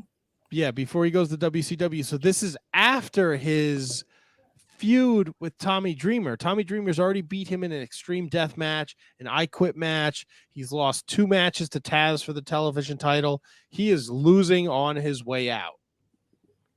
He lost to fucking Dr. Tom Pritchard at a house show in Asbury Park, New Jersey. So A month before this. So like normally, like you say, like once you leave the territory, you do the right thing and put somebody else over. But like Louis Piccoli probably would have lost those matches anyway, even if he wasn't leaving. Like, you know what I mean? Like Yeah. Louis Piccoli was Rad Radford. He wasn't anything to write home about. And he got lucky and went to WCW because he got, pills for everybody. Sadly, exactly. I'm not Hey, trying don't to you speak disrespect the legacy of No, Madonna's I'm not. boyfriend. I was a big Spicoli guy. I loved Rad Radford. I loved that character. I loved him as Scott Hall's lackey in WCW. When Worlds Collide, AAA, Madonna's boyfriend. Oh wow. Yeah, I forgot about that. Yeah. Oh yeah. Oh, boy. Tony, thoughts on the match? Anything you want to add? It was fine. I was kind of surprised that Mikey pulled out the win, to be honest with you, but there it was. And Mikey took a fucking heinous bump to the outside as this match was coming to a close. Jesus. Then he wonders why he's in fucking pain every day. My God. We could say that about just. No, I understand, but dude, like he there's no way he didn't come down on the back of his head. No way. There was a lot of spots on this show that were like, oofa. No, but that one could have been the worst, unless something refreshes me later on. Is that when did he do a dive? Yep. To the outside and he right in the guardrail and literally like. Yep. Yeah. Okay. Yeah. Oofaloo. Oofaloo is indeed. Yeah. From there we go to Spike and Bam Bam. Now this was their second match at the arena. No, this is the first match. Yeah, this because is the second one is when Bam Bam does the. Okay, all right. Right, it's got to be because yes, because I was like, I was expecting that in this. Well, so was I. So was I. I was like, oh, maybe we'll get to see me. Oh, see, that's what I thought too. I'm like, we're gonna see Dickhead in this show, and then because that's where we were. We were in the section that he threw Spike into the next time around. Yes, in September, as good as it gets. I thought this was fine. They told the storytelling was good. Spike takes a fucking pounding, man. Yeah, he does. But he steals a win from Bam Bam, which was a huge upset at the time. And then they were really building up, like, we're going to announce his opponent at Hardcore Heaven 97 next. Yeah, and this was like the first match where out of the whole show where like when you guys kind of said like the main event was the only thing worth watching, and I was like, wait, did you guys not watch Bam Bam versus Spike? Like this match was awesome, and Spike getting that roll up upset, like that's like Underdog City, that's like Giant Killer, like right. That's where Spike became the Giant Killer almost, right? Because he was the original Giant Killer. Well, that's what Joey Styles was calling him too. He called him the Giant Killer, no? Yeah, and Joey Styles did a great job on this show too, by the way. Joey Styles always does an excellent job. Absolutely, agreed. Candido, Chetty, loved it. I never could get. I was never into Chris Chetty. Love Douglas. Love Francine. Love the Triple Threat. But yeah, I don't know. It was. There were times where I thought Chris Candido was gonna. I mean, why did I say Douglas? Candido. Yeah, I got you. I understood. But like Candido, like he took an arm drag that literally like he like almost flew to the freaking moon and landed on his head. And then like there was like a German suplex from Chetty that also almost looked like that Candido was gonna freaking break his neck. But it was real. It made Chetty look good. I thought Chetty was great in this match. Granted, I had to wait till I heard the ring announcer say who he was because it's been a million years since I've seen Chris Chetty. I mean, I kind of knew, but like I wasn't sure. But dude, I loved it. I thought this was like, I'm saying Bam Bam Spike was probably my favorite match on the show. This is probably my second favorite. I'm a Candido guy too, so that could be it. Candido's fantastic. This is great Candido stuff. I just could I don't know. And he clearly gave Chetty a lot. Like, he made 100%. Chetty look great. And I don't know how long Chetty has been in the business at this point, so I don't even know if he's a veteran, if he's a rookie, if he's a... He's the rookie Chris Chetty, first graduate of the ECW House of Hardcore. In 97? Ever. Okay. But how long is he... How do we know how I long don't Yeah, you remember. go. Yep. You know. Yep. No, I got you. He looked good. I love this match. This was like I said, my Spike and Bam Bam is probably my favorite, and then this one was probably my second favorite. Taz's nephew. Cousin? Matt, cousin, nephew, do you remember? I don't. I think it's Doesn't cousin. matter. I think they put him as his cousin. Let's look I think it it's up. his cousin. That's all right. I could definitely be wrong. Chris Chetty. He was the that's cousin cool. of Taz. There you go. There you go. Taz betrayed me when he announced he was a Buffalo Bills and a Green Bay Packers fan. You can't do that, Taz. Yeah, Pick I one agree. team. Next, Shane Douglas, Lance Storm. The promo before the match was great. Any Shane Douglas promo was great, I think. Shane Douglas drops too many F-bombs. Fuck you. He didn't drop till like 3 till like the very end. Like when he told the fucking. No, he said, "Earn your money, you announcer. Earn your effing money, you announcer." And then he said you dropped 2 at the end, if I remember correctly, maybe 3. But I would have loved to see that Shane Douglas. I know he went to WCW and whatever Radicals or Revolution, whatever the fuck they were called. But I would have loved to see this Shane Douglas in the Attitude Era in WWE. Would have freaking loved it. Yeah. No, absolutely. I'm with you. I thought this was a fine match. And Shane Douglas comes out on top. I don't have anything too exciting. Another great match, another solid wrestling match, which is like I'm like 3 for 3 on on stuff that I enjoyed in the ring. Yeah, I just the way I romanticized the show, I just felt like I don't know. My memories versus the reality are 2 completely different It's things. probably because the main event was so batshit crazy and wild that everything else kind of seems less than. I mean, I'm not trying to get inside your head, but this is me trying to get inside your head. I know, I get it. Next was the ECW World Television title, Taz versus Al Snow. I really enjoyed this, and I loved this is like the precursor. Yeah. The crazy ass Al Snow, baby. No head, still in the Leaf Cassidy outfit. They're all chanting fucking Leaf Cassidy. That's not my fucking name. Rockers chants going on and shit. Oh, speaking of chants, Francine got freaking nailed with chants during the match with Shane Douglas. Like, all right. And so did Guido, by the way. Like Guido got like Guido SD chants. And Francine got Shane Tony, Douglas you can say it if you want. Shane Douglas got little dick. What? They called Shane Douglas is getting the little dick chance too. Oh, I didn't hear that. I thought Francine was she's got herpes, which is that's like the harmless of the like the bad things. But then they started with the disease that was like the most like deadly thing in the 90s. Little dick. No, they were chanting HIV at her. That's like, that's like over the line to me. Like, because in the 90s, that was fucking deadly, bro. Right? Yeah. Yeah. Anyway, back to the match. Taz is gonna kill you. Yep. Taz is gonna kill you. And dude, just seeing Taz standing in the corner with his arms crossed, just smirking when he heard the chant. He was loving that shit. But I loved this Al Snow because at this time I was still confused as to because he was still kind of in WWE at this point because he was wearing his new Rockers gear. No, of course. No, he was always in WWE. Yeah. He was just on loan. So it was like I love the new Rockers. I love the new Rockers. I like the finish. It was Al Snow kind of slipped out of the Kata Hajime, and then I forget how he flipped around, and then Taz just slapped it on him again and took him down, and that was it. So there was that little bit of hope that Al Snow was going to get away with one there, and then Again, he got caught. Another plus in the book, baby. This was a great show.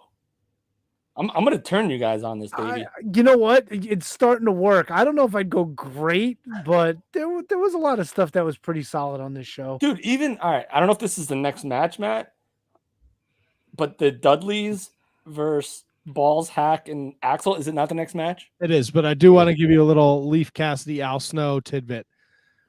He had worked his last house show in July of 97, losing to Scott Taylor. Okay. Only to come back in September of 97 for the WWF one night only pay-per-view in England, where he lost to Tiger Ali Singh. Well, there you go. And Babu. Got to bring in the big guns. The big Bing guns. guns. The big guns. The biggins. The biggins. Was that Married with Children?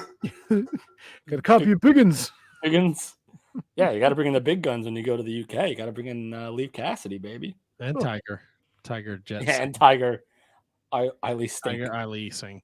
So Kevin, your next match it starts off as Bubba and Devon against the hardcore chair flinging sweeks. The hardcore chair swinging freaks, Axel Rotten and Balls Mahoney. Was that their actual name? Yes. Dude, Balls Mahoney looks like R.I.P. my man, but he looks so freaking weird. Short-haired Balls Mahoney. He was still had like the Boo Radley look to him from Santa Claus. Well, maybe. Yeah, no, it was more from SMW. Yes, Smoky Mountain. Thank you, Jesus. And What then was his name in SMW? Boo Bradley. It was a take on the Boo Radley character. Yeah, from To Kill a Mockingbird. Yes. Oof. And he was like, he was like Candido's lackey, but he was in love with Tammy. He was on top, dude. He fucking was wrestling fucking Gordy. He was doing a ton of shit with Gordy. So Big Dick keeps getting involved in this match, and then Bro, you know what? I hate to cut you off, Tony. Man, I am gonna sound so fucking old. The fucking Dudley Boy intro with the fucking all the bullshit fucking talking. That's what they did, dude. I hated this watching this back. I love that, dude. This was tame compared to what it would turn into just a year from now. That's true. Christ. And when Bubba would go freaking nuts. And dude, even Gertner was tuned down with the "put your lipstick on my dipstick," Gertner, and like that was it. Usually he's got like 6 verses. That's like a Pixar movie for Gertner. And dude, Devon Dudley, the ripped, chiseled, and jacked. This was way before he started doing that shit. This was like Dudley Boys 0.9. Like they were on the cusp of everything getting there, but they weren't there yet. And it's so weird to see like the Dudley Boys with like other Dudleys again. Like watching this back, like seeing like Devon and Bubba, like, all right, but then you always forget, like, you know that there were more of them. Oh yeah, but that was all before this. This was that was when but like even like Big Dick Dudley, R.I.P. right? Yeah. But even like seeing him with them, like it's kind of refreshing to see that this group was more than just Bubba and Devon. Obviously, Bubba and Devon excelled the most, but it was just like it's always weird, like Sign Guy, and it was anybody who needed shit to do. They stuck him in the Dudley costume, and then fucking when Devon was like the Rogue Dudley, he was teaming up with Axel Rotten all the time against like different iterations of the Dudleys. That's the mass transit incident. Axel couldn't make it, so it was Devon and mass transit. Yep. Wait, I thought New Jack killed mass transit. It was the gangster. It was supposed to be the gangsters against Devon and Axel. And Axel missed the show. So mass transit teamed up with Devon Dudley. Oh, that's right. And Jack was like, leave him to me. So Devon was kind of fucking just paired off with Mustafa. Yeah. Do your thing, Jack. Dude, imagine that. Like, yo, Mustafa, take care of me. Keep Jack away from me. Dude, the Dudleys also have the titles here, but they're not the champions because they stole the belts from the gangsters. Of course they did, because they're fucking dirty heels. That's why. But Mustafa's hurt at this point, right? And so is Saturn is still like hibbity hobbity with the fucking bad knee. And not too much farther after this, Saturn winds up leaving for WCW, and we get the Gangstanators. The Gangstanators. We're jumping ahead. What a fucking terrible name. I didn't mind New Jack and Kross together, but what a fucking terrible name. You forget, like, again, R.I.P. Kross, R.I.P. New Jack. Kross was a freaking ridiculous athlete, man. Yeah. Like, he was nuts with the shit that he did. Like, everyone laments over Saturn, but like Kross, Jesus, Lou, before he got big and pudgy, he was awesome. I once saw him at the Kmart in South Philly, not too far from the arena, with his girlfriend. And I only realized it was him at first because he had the ECW hardcore like varsity jacket on. I said, wait a minute, ECW dude. And we turned on like, holy shit, Kross. That's awesome. I didn't go up to him or anything. I just admired him from afar. I don't want to be a creepy guy. Kross was like that. The Eliminators were incredible. Kross was cool. Kross killed himself. No, I think he just died. Huh? I think he just died. Did he? I don't think he killed himself. Huh? Well, let's look that up now. It's got to be either like a druggy thing or a heart issue. Maybe. I'm pretty sure a druggy, yo. But I'm not trying to slander or anything. I just don't know. But I'm pretty sure what? He died in his sleep. His death was subsequently attributed to heart failure resulting from an enlarged heart. Yeah. Heart. Yeah. So we'll get to him later in that crazy fucking ridiculous match. Yeah. So the Dudley Boys. So the Dudley Boys had Big Dick run interference. So the chair swinging freaks went to get backup. Now listen, I love Shaw. There was no way Shaw was helping him fucking win this match, dude. It was still a nice touch. It was a nice touch. And to have Bubba Ray Dudley getting the balls and the axle and the Shaw punches in the corner, that made me fucking laugh. That brought back a lot of fucking cool memories of ECW. With the balls, axle, Shaw, balls. Dude, all right. Is it just me? Or was Axel Rotten getting the fucking loudest chants in this show? Axel. It was loud as shit for Axel Rotten, dude. I'm not even joking. I think he got the loudest chants on the show. I don't remember, but I'll definitely take your word for it. It was insane. Like it was like 3 or 4 times for sure that the crowd was going nuts just for Axel. Dude, that Axel and Balls pairing ended up being like way more than it ever had any right to be. And the crazy part was they were like the Killer Bees. They were a great team, but they just never got the gold. You know what I'm saying? Yeah. Like it's just so weird. How many chances did they get in WWE? Like 2 or 3. Yeah. I want to say they were tag team champions. No, they weren't. Balls Mahoney was tag team champions with somebody, but not Axel. Balls Mahoney. Yes. Yeah, Balls and Spike were the tag champs. But Balls and Axel never won them. I don't even think Bad Breed won them, did they? I don't think Axel and Ian had the tag belts either. No shot. No, but then they ended up killing each other. I mean, R.I.P. Axel, but you know what I mean. But you know what I mean in wrestling terms. Yeah. They were doing the fucking. Balls won him twice. Oh, it's the same person or no? No. Oh, Tony, want to play a game? Oh God. So Balls definitely won him with Spike. Yes, that was his second reign. So the first one's got to be earlier. Tajiri. No reaction. I was gonna guess Tajiri. Actually, you're close. Was another Asian guy? Kev, what other Asian guy was there other than Tajiri? An EC Dub? It wasn't one of the fucking like Dick to Go guys, was it? Kai and Sky? Masato Tanaka. Yes. Fuck yeah, I forgot about that. Yeah, don't worry about it. I didn't want to try to guess. It's fine. You had like 6 guesses. You snooze, you lose, son. There's turns, Tony. There's turns. They beat the Dudley Boys at November to Remember '98. Of course they did. So I was looking. So Hack Myers. It took me a while to remember who he was, by the way. Hack Myers leaves. he leaves November. He loses a loser leaves town match at November to Remember 1996 to Too Cold Scorpio. Yeah, that's right. Well, that was when Too Cold was running through the roster before he lost to Taz.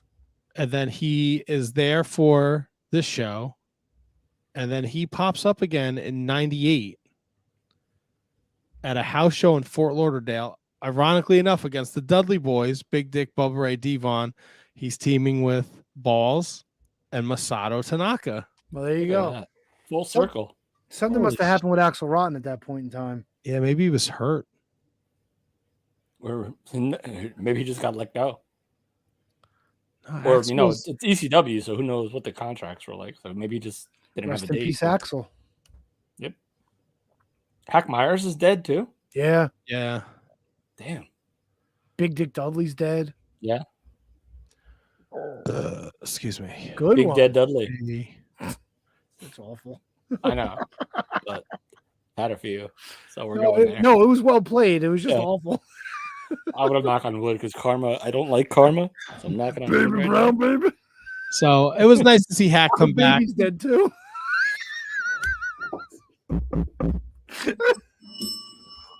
Fucking animal.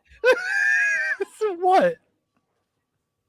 Baby Brown, baby. So it was nice to see Hack come back, but the Dudley Boys prevail with a big win here. And we get one of the infamous ECW all-out locker room clearing brawls too. That wasn't. Was that this match? Yep. No, I thought that was the next match. That was No, the that Tommy was this- Dreamer. No, I thought it was this match. That No, was Tommy Dreamer Sabu, I think. or maybe it was. Right? Maybe Yes, it was. no, because Joel Gertner got fucking beat up. Didn't they fucking do all the moves to him? No, there's like a huge battle royal type thing, and then Dudley's come back into the scenario, and then they end up getting Why am I destroyed by remembering Kronos. But why did Joel Gertner get beat up? Did Joel Gertner come out for that? That No, wouldn't make maybe sense, Joel no? Gertner got beat up in this match. I don't necessarily remember that, but I thought He that was screaming, going, "No, the no!" big roster brawl with all the freaking no names was I'll take your word for it. I don't remember. I thought it was after the tag No, match. It was after RVD. Yeah, it was. It was after Van Dam and Dreamer. You're right. You guys are right. Because they beat RVD beats Dreamer, and then Fonzie starts fucking with Beulah, and Sabu comes out. Well, Sabu came out during the match. No. Yeah. that was weird. Yeah. Why would Sabu come out and interfere when he's got a world title match coming Yeah, up? it's a main event match, and he's out there doing other stuff. And RVD did the same thing. Yep. But I mean, RVD may have already had the match, but he actually did have the match because Yep. it was the No, main event. it made no sense for Sabu to come out. You for don't something like this. you don't put your main event guys out there before the main event. Mhm. Well, here's the thing. They had to do that because then they had to take the ring apart and put the barbed wire up. I don't understand how that Right. So for the live crowd, there's this big fucking brawl, and you're seeing everybody, and everybody's fucking amped up. And then like there's gonna be like a half an hour without any action. So like you get to see everybody. No, I understand the brawl, but I don't understand why Sabu had to be out there before. Because to he Kevin's, is yeah, but to Kevin's point, like I mean, no, fucking I Van get Dam, it too, you but know? he's like they're like anti-ECW. I was wondering if this was the point where Jerry Lawler was involved, but I don't think it wasn't, right? I guess Was Raven still around at this point? yes, because Raven leaves. I watched. Raven left in July. Oh, so Raven's gone. So Yeah, the it Lawler was- thing. That happened there. Well, Yeah, but when did Dreamer take on Lawler? What pay-per-view was that? That was That was before this? okay. Let me just see if I can I know we're throwing a lot at you. No, you're good. WrestlePalooza 97. What's the date on that? It is June 7th, 1997. okay. Before this. Yeah. Dreamer- Wait, 2 months. Dreamer beats Raven. Loser leaves town match. Boom. Here comes Jerry Lawler. Here comes Jerry Lawler. And then they had what is Did they- this? June. This is August. I would have been Heat Wave 98. Maybe. Well, we're 97, right? 97, excuse me. Heatwave 97. Let's see. Hardcore Heaven. Was it Hardcore Heaven? Hardcore Heaven was literally the next week after the show. Yes. So it had to Yeah, be. Jerry Lawler, Rob Van Dam, and Savu versus Rick Rude, the Sandman, and Tommy Dreamer at Heatwave 97. Does that make sense? Yes, because that was I just thought this was right around the scenario, the timeline where Jerry Lawler was. He was involved, but I guess it was. Well, he was. It was a month prior. Yeah, or a couple weeks. Oh shit! Where are you? Dude. So RVD beats Dreamer, Van Terminator, 2 times, trash can, corkscrew leg drop, gets the pin. And then the triple threat comes out because they're coming after Sabu. Yeah, that was so confusing. Because of the promo that Douglas cut. Douglas wants the title shot. Terry Funk should be getting it. They're kind of setting up Hardcore Heaven 97. Yep. Going back to the night the line was crossed. So did that end up being a triple threat match, Matt? Yes. Yeah. With Sabu, Terry Funk, and Shane Douglas? Yes. Okay. And that's a play on the first triple threat match, the night the line was crossed, where they went 60 minutes. Yeah. And Where Shane Douglas smashed Terry Funk's knee into obliterate. What? Terry Funk. Owen Hart's not the only one that fucked up a knee promo in wrestling history. Yeah, but you said obligatory? Obliterate. Obliterate. Yep. All right. Shane Douglas word. As Nellie's butthole graces us again. Oh, wait, did Shane Douglas actually say that? Yes, he said that's why he goes, Terry Funk okay. smashed your knee into obliterate. Okay. I should have known better. I thought that was actually a fuck up by you. No, not me. Yeah. Shane's. Nice. The franchise. I respect you more. Booker Man. So we have that. Now Dreamer's getting a ton of people come in. They're trying to break this up. Here we go. Balls rotten. Here comes the Dudleys. Here comes the Gangstanators. Here comes the money. Yeah, Shane McMahon came in, and it was all hell broke loose. Pablo Marquez. Yeah. Bob Backlund. Something about Tommy Dreamer, the Tommy Dreamer RVD feud that I just did not enjoy. Nope. I don't remember much about it other than their interactions on like Raw. The only good thing that came out of it was Beulah and Fonzie killing each other. Yeah, that's true. Yeah, that was in September. And you know what? The Lawler's still around because the next week at Hardcore Heaven 97, it's Dreamer Lawler. Okay. Yeah. All right. So there we go. Jerry Lawler. Yeah. So Tommy Dreamer's a weird cat. Like, hey, cat, what's up? I love him, but I don't at the same time, if that makes sense. Just a weird the weirdest professional wrestler I've ever seen in my life. That's funny you use the word weird. That's a great way to describe him. Like, I don't know what I never know what he is. He's Tommy Dreamer. Yeah, no, I get that. And I have all the respect in the world for him, but it's just like, what are you? Like, who are you? Like, what's your character? Like, the only time he ever had a character other than the Innovator of Violence in ECW was when like he was like eating the Undertaker's chewing tobacco. No, he was a model when he first started as Tommy Dreamer, right? He used to come out with the suspenders on. He's from Dreamland. That was it, from Dreamland. All right, that's fine. That's something. Yeah, the fucking fans hated him. Yeah, which then he had the Sandman, Singapore Cane thing, and he was off to the races. God bless him. He made a freaking amazing career out of himself. But I just never understood, like coming to the Royal Rumble with a trash can and a Singapore cane. Like, what? Like, who are you? Like, what do you do? Like, I don't Tommy understand. Dreamer. Listen, no disrespect. I'm a big fan, but just never grasped right with me. Now, Matt, all right. So this brawl anyway, before we get to that, Perry Saturn comes out with his leg brace on. Dude. Cronus comes out. New Jack comes out.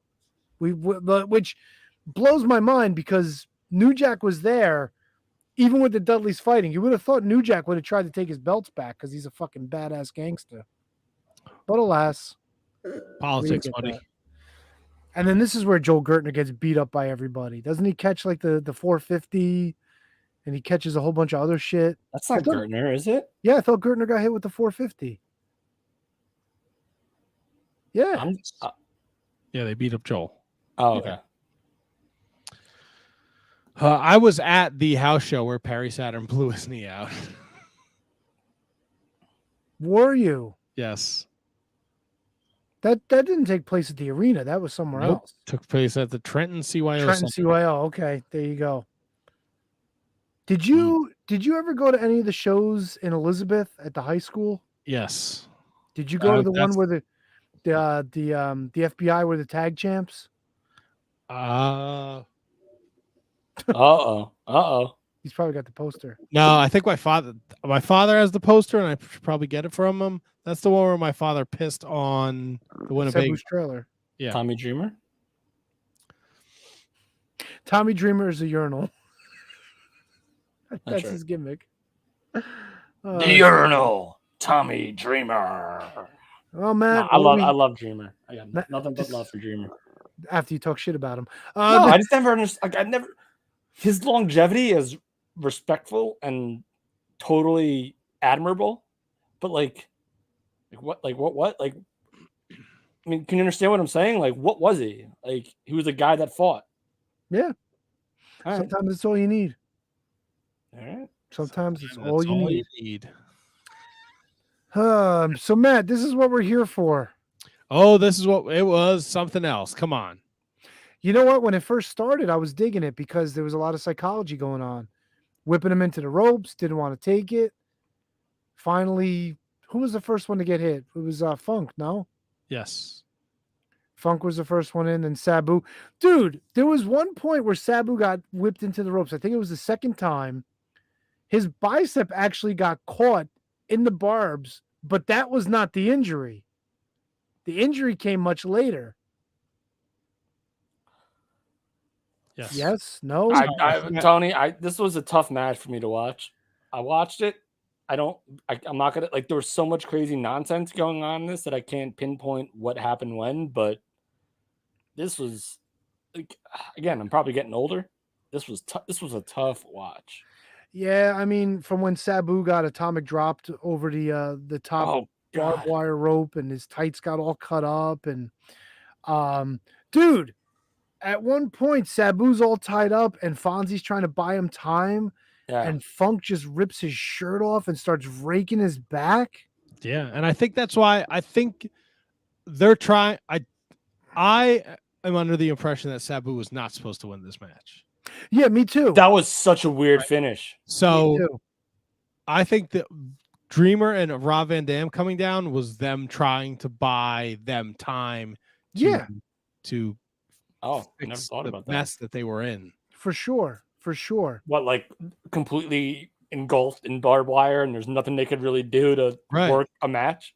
Well, so here's the thing, all right, as we come down the stretch, Funk is on a table outside, but is there barbed wire on that table to begin with or no? No. Okay. So then what really fucks everything up is that Sabu goes under the ring, grabs just like a fucking massive barbed wire and just throws it around himself and fucking gives him the leg drop through the table. Dude. That's where shit went south really fast. Dude, so fucking dangerous. I don't care how many years you've been a professional wrestler, you can't control what the non-gimmick barbed wire is going to do to somebody else's fucking face. And I think Funk had clipped a few pieces off before that and started wrapping them around his fist. Yep. Oh, wait, he actually clipped?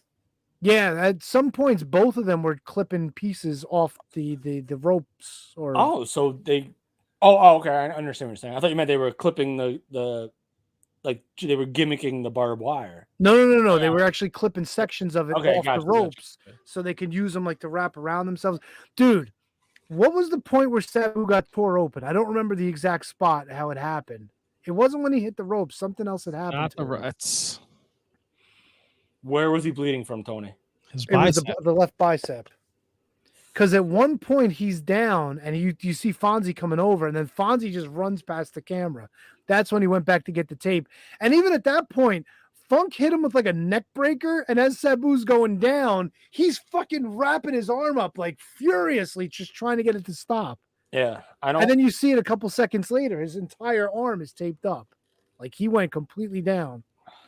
Yeah, I don't remember. That's probably because this was hard to watch, so I probably checked out a couple times. But I don't remember. I don't remember what the spot was. I don't remember the spot, but I do remember him coming up, grabbing his arm. I'm like, that had it because it wasn't the first couple times he went into the ropes. No, it was some like, just like some weird like, maybe like getting dropped on the barbed wire. I think he did get dropped. I think Kevin's onto something here.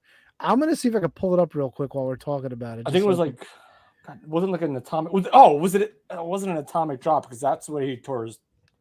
That was where he tore his pants. That was when he got pants, dropped on the top rope. it is. But I think it's in the same family as that in terms of his arm just got and that God, so tough to again. I probably would have loved it in 1997 when I was like 14 years old. I probably did love it, but like now I'm like, and so like the Dudley Boys match with Hack and Axel and Balls, like to me that was like all right, that was okay. That was like I could tolerate that. Headshots notwithstanding, because Bubba protected himself. He took a chair shot, but he would also like lean forward into it so it hit the back of his collarbone or his like upper shoulders. But this was just like, okay, so here's the spot. Sabu's got Terry Funk in the corner, sets up a chair, and when he runs at him in the corner, he goes for like the sideways. You know, he throws himself sideways to hit him with the legs. Yeah. Like the not the twist of fate. Like the Funk completely moves out of the way, and Sabu just hits the barbed wire and slams down on the canvas. Ugh. And now he's grabbing an arm. That's what happened. And he was like, dude, you can see his fucking eyes are coming out of his head. He's like, I fucked it up. And Fonzie's coming over. He's like, what's going on? And then Fonzie eventually runs off. Dude, Fonzie was invaluable in this match. Yeah, but like, dude, they fucking Terry Funk cut him up bad, dude. I'm sitting there. I'm like, why is he doing this to him? This is fucked up. But the fact that Fonzie was still like having another body out there in this type of match, even though if you're going to get fucked up too, like the fact that you're still there and if you're safe, you can always, your second pair of eyes, your second pair of ears. You could like at the end of the match, he comes in and starts cutting both of them out of the freaking barbed wire. Yeah, like this is bananas, man. Banana. It's definitely something you have to see. So yeah, so I agree with you that I don't, and I couldn't find anything anywhere. Like I was trying to find some sort of like, you know, Meltzer report or something that would have said like that Funk was supposed to win this. I didn't find anything, but I tend to agree. It made no sense to put the belt on Sabu just to have him lose it 6 days later. Right. Because if you remember Hardcore Heaven 97, Sandman gets involved because I think the original plan was Funk had beaten Raven at Barely Legal and he was the champion and Shane Douglas wanted his belt. It's my belt. It's my belt. It's my belt. And they were going to recreate the night the line was crossed. And this springboards into Sabu Sandman, the feud that born Stairway to Hell, all the Stairway to Hell matches. And he gets involved in this. I think the idea was Funk was going to pass the torch to Douglas, but you know, there was this little snafu. Dude, I totally forgot like that Sabu was ever an ECW champion. For 6 days. Yeah, like this is like that was news to me. The fact that it was even for like the championship, even though I know Shane Douglas's promo, but like when you were watching that match, you're just like after like 20 years and you just see like Sabu win. Oh yeah, it's also for the championship. Yeah, and the worst part was they were really fucked up. Apparently from the stories, I think it was from even what was it, Mick Foley's book? Like Funk couldn't breathe. Like Funk was like really tied up badly in this shit. Which is why after he kicked out the first time, he just fucking gave it up and just got pinned the second time. They had to get the fuck out of there. It's crazy. Dude, it's nuts. It's a different time, man. Now, like today, like maybe ECW wouldn't necessarily do it. Maybe GCW certainly doesn't do it. Well, here's the worst part. Why would you book a match like this knowing how bad it could potentially turn out. When you have a major pay-per-view coming up 6 days later, that you're banking on the fact that you're going to have a major title change there. Like, why would you do this? I just don't think anyone knew any better at the time. Like, if you really wanted to, Shane Douglas wins the belt, and then Sabu and Funk still have beef, and you do it after this. You know? Yeah, I mean, you're making a whole lot of sense, but at the time it was Crash TV, live in the moment. Let's do what we can now, and then we'll figure out next week. It was the last no rope barbed wire match in ECW history, and I think it was only the second. There was the first one. Raven Sandman. Yeah, they did. I don't know. I honestly don't remember that. I don't remember that. No rope barbed wire match. No, this is not it. I'm gonna find it though. Or was it just a barbed wire match? Oh, maybe it was just a barbed wire match. Yeah, I don't think it was a no rope like gimmick like this. Let me see. Raven, Sandman, Barb. Because I seem to remember just Joey Styles going, it's a barbed wire matchup. Yep, CyberSlam 96, maybe? Yeah, maybe that's not I'm gonna it. find it right here. Fit Grimes, Born to be Wired, Story to Hell, Crucifixion. Was it the Crucifixion? June 20. Oh, barbed wire match. Sandman versus Cactus Jack. Okay. It's I found some ECW rivalries. Yeah, is that when Kurt Angle was there and he decided? Oh no, shit! There are no ropes on this one either. But this one, the barbed wire is set up like actual ropes. They're not all tied together like they were in this match. But yeah, dude, this is a fucking legit barbed wire match between Sandman and Cactus Jack. That's not the one where Kurt Angle was there and they crucified somebody and he got all pissed off. No. That was the Sandman. This was 95. They didn't do the crucifixion thing until much later. Gotcha. Yo, this is rough, dude. And Fonzie's involved in this one too. Sandman's got no shirt on. What the fuck are we doing? Dude, Fonzie refed. The referee's got no fucking shirt on either. Dude, when I watched the Luger documentary, Fonzie was like the ref in like 1983, like Lex Luger, Ric Flair matches. Like, and Fonzie was in the documentary. Fonzie was the referee in the famous Lex Luger Bruiser Brody cage match, where Brody stopped selling and Luger fucking got disqualified and just left the cage. Dude, Fonzie been in the game for a minute. Fonzie's been around forever. Yeah. There's a Joey Styles quote. Terry Funk and Sabu wrestled in real barbed wire. If you look at the end of the match, there really isn't a pinfall. Terry Funk's shoulders aren't really on the mat because the two had become so intertwined in the barbed wire that they were just entangled in this giant ball that was piercing both of them. Yep. Terry Funk was very lucky because there was one piece of barbed wire that was sticking out that was very close to his eyeball. We had to cut them free from one another with wire cuts to get them both to the emergency room. Yep. Yeah, that makes a whole lot of sense because the way it looked on TV and watching it, yeah, that's what it was. Yeah, if you want to see a wild fucking match, just look up this barbed wire match with Terry Funk and Sabu. It is something you will never see again. Yeah, probably not. They gave this fucking thing 20 minutes. Well, I mean, there's a lot going on there. I don't know if it was intentional. Whatever. It is what it is. It's part I of love history. this show, man. From top to bottom, I love this show. All right, grades, Matt. I'll give it a B. That's actually a pretty Give good it a grade. B. Now that it's sit down, talk to Kevin about it, talk to you about it, go through the show again. I've had a couple days to digest it. I say it was a good show. It was a great show leading up to Hardcore Heaven. Hardcore Heaven 97, if you are an ECW fan, you will remember, was the drizzling shits.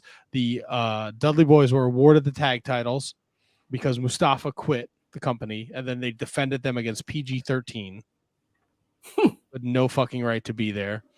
I think Spike and Bam Bam had a match, which was decent. The three-way wasn't bad for the title. I think Taz Candido wrestled, but Yes, I don't think Dreamer Lawler was very good. The lighting was bad. Production was shit. It was not. The crowd wasn't into it. It was not a good show.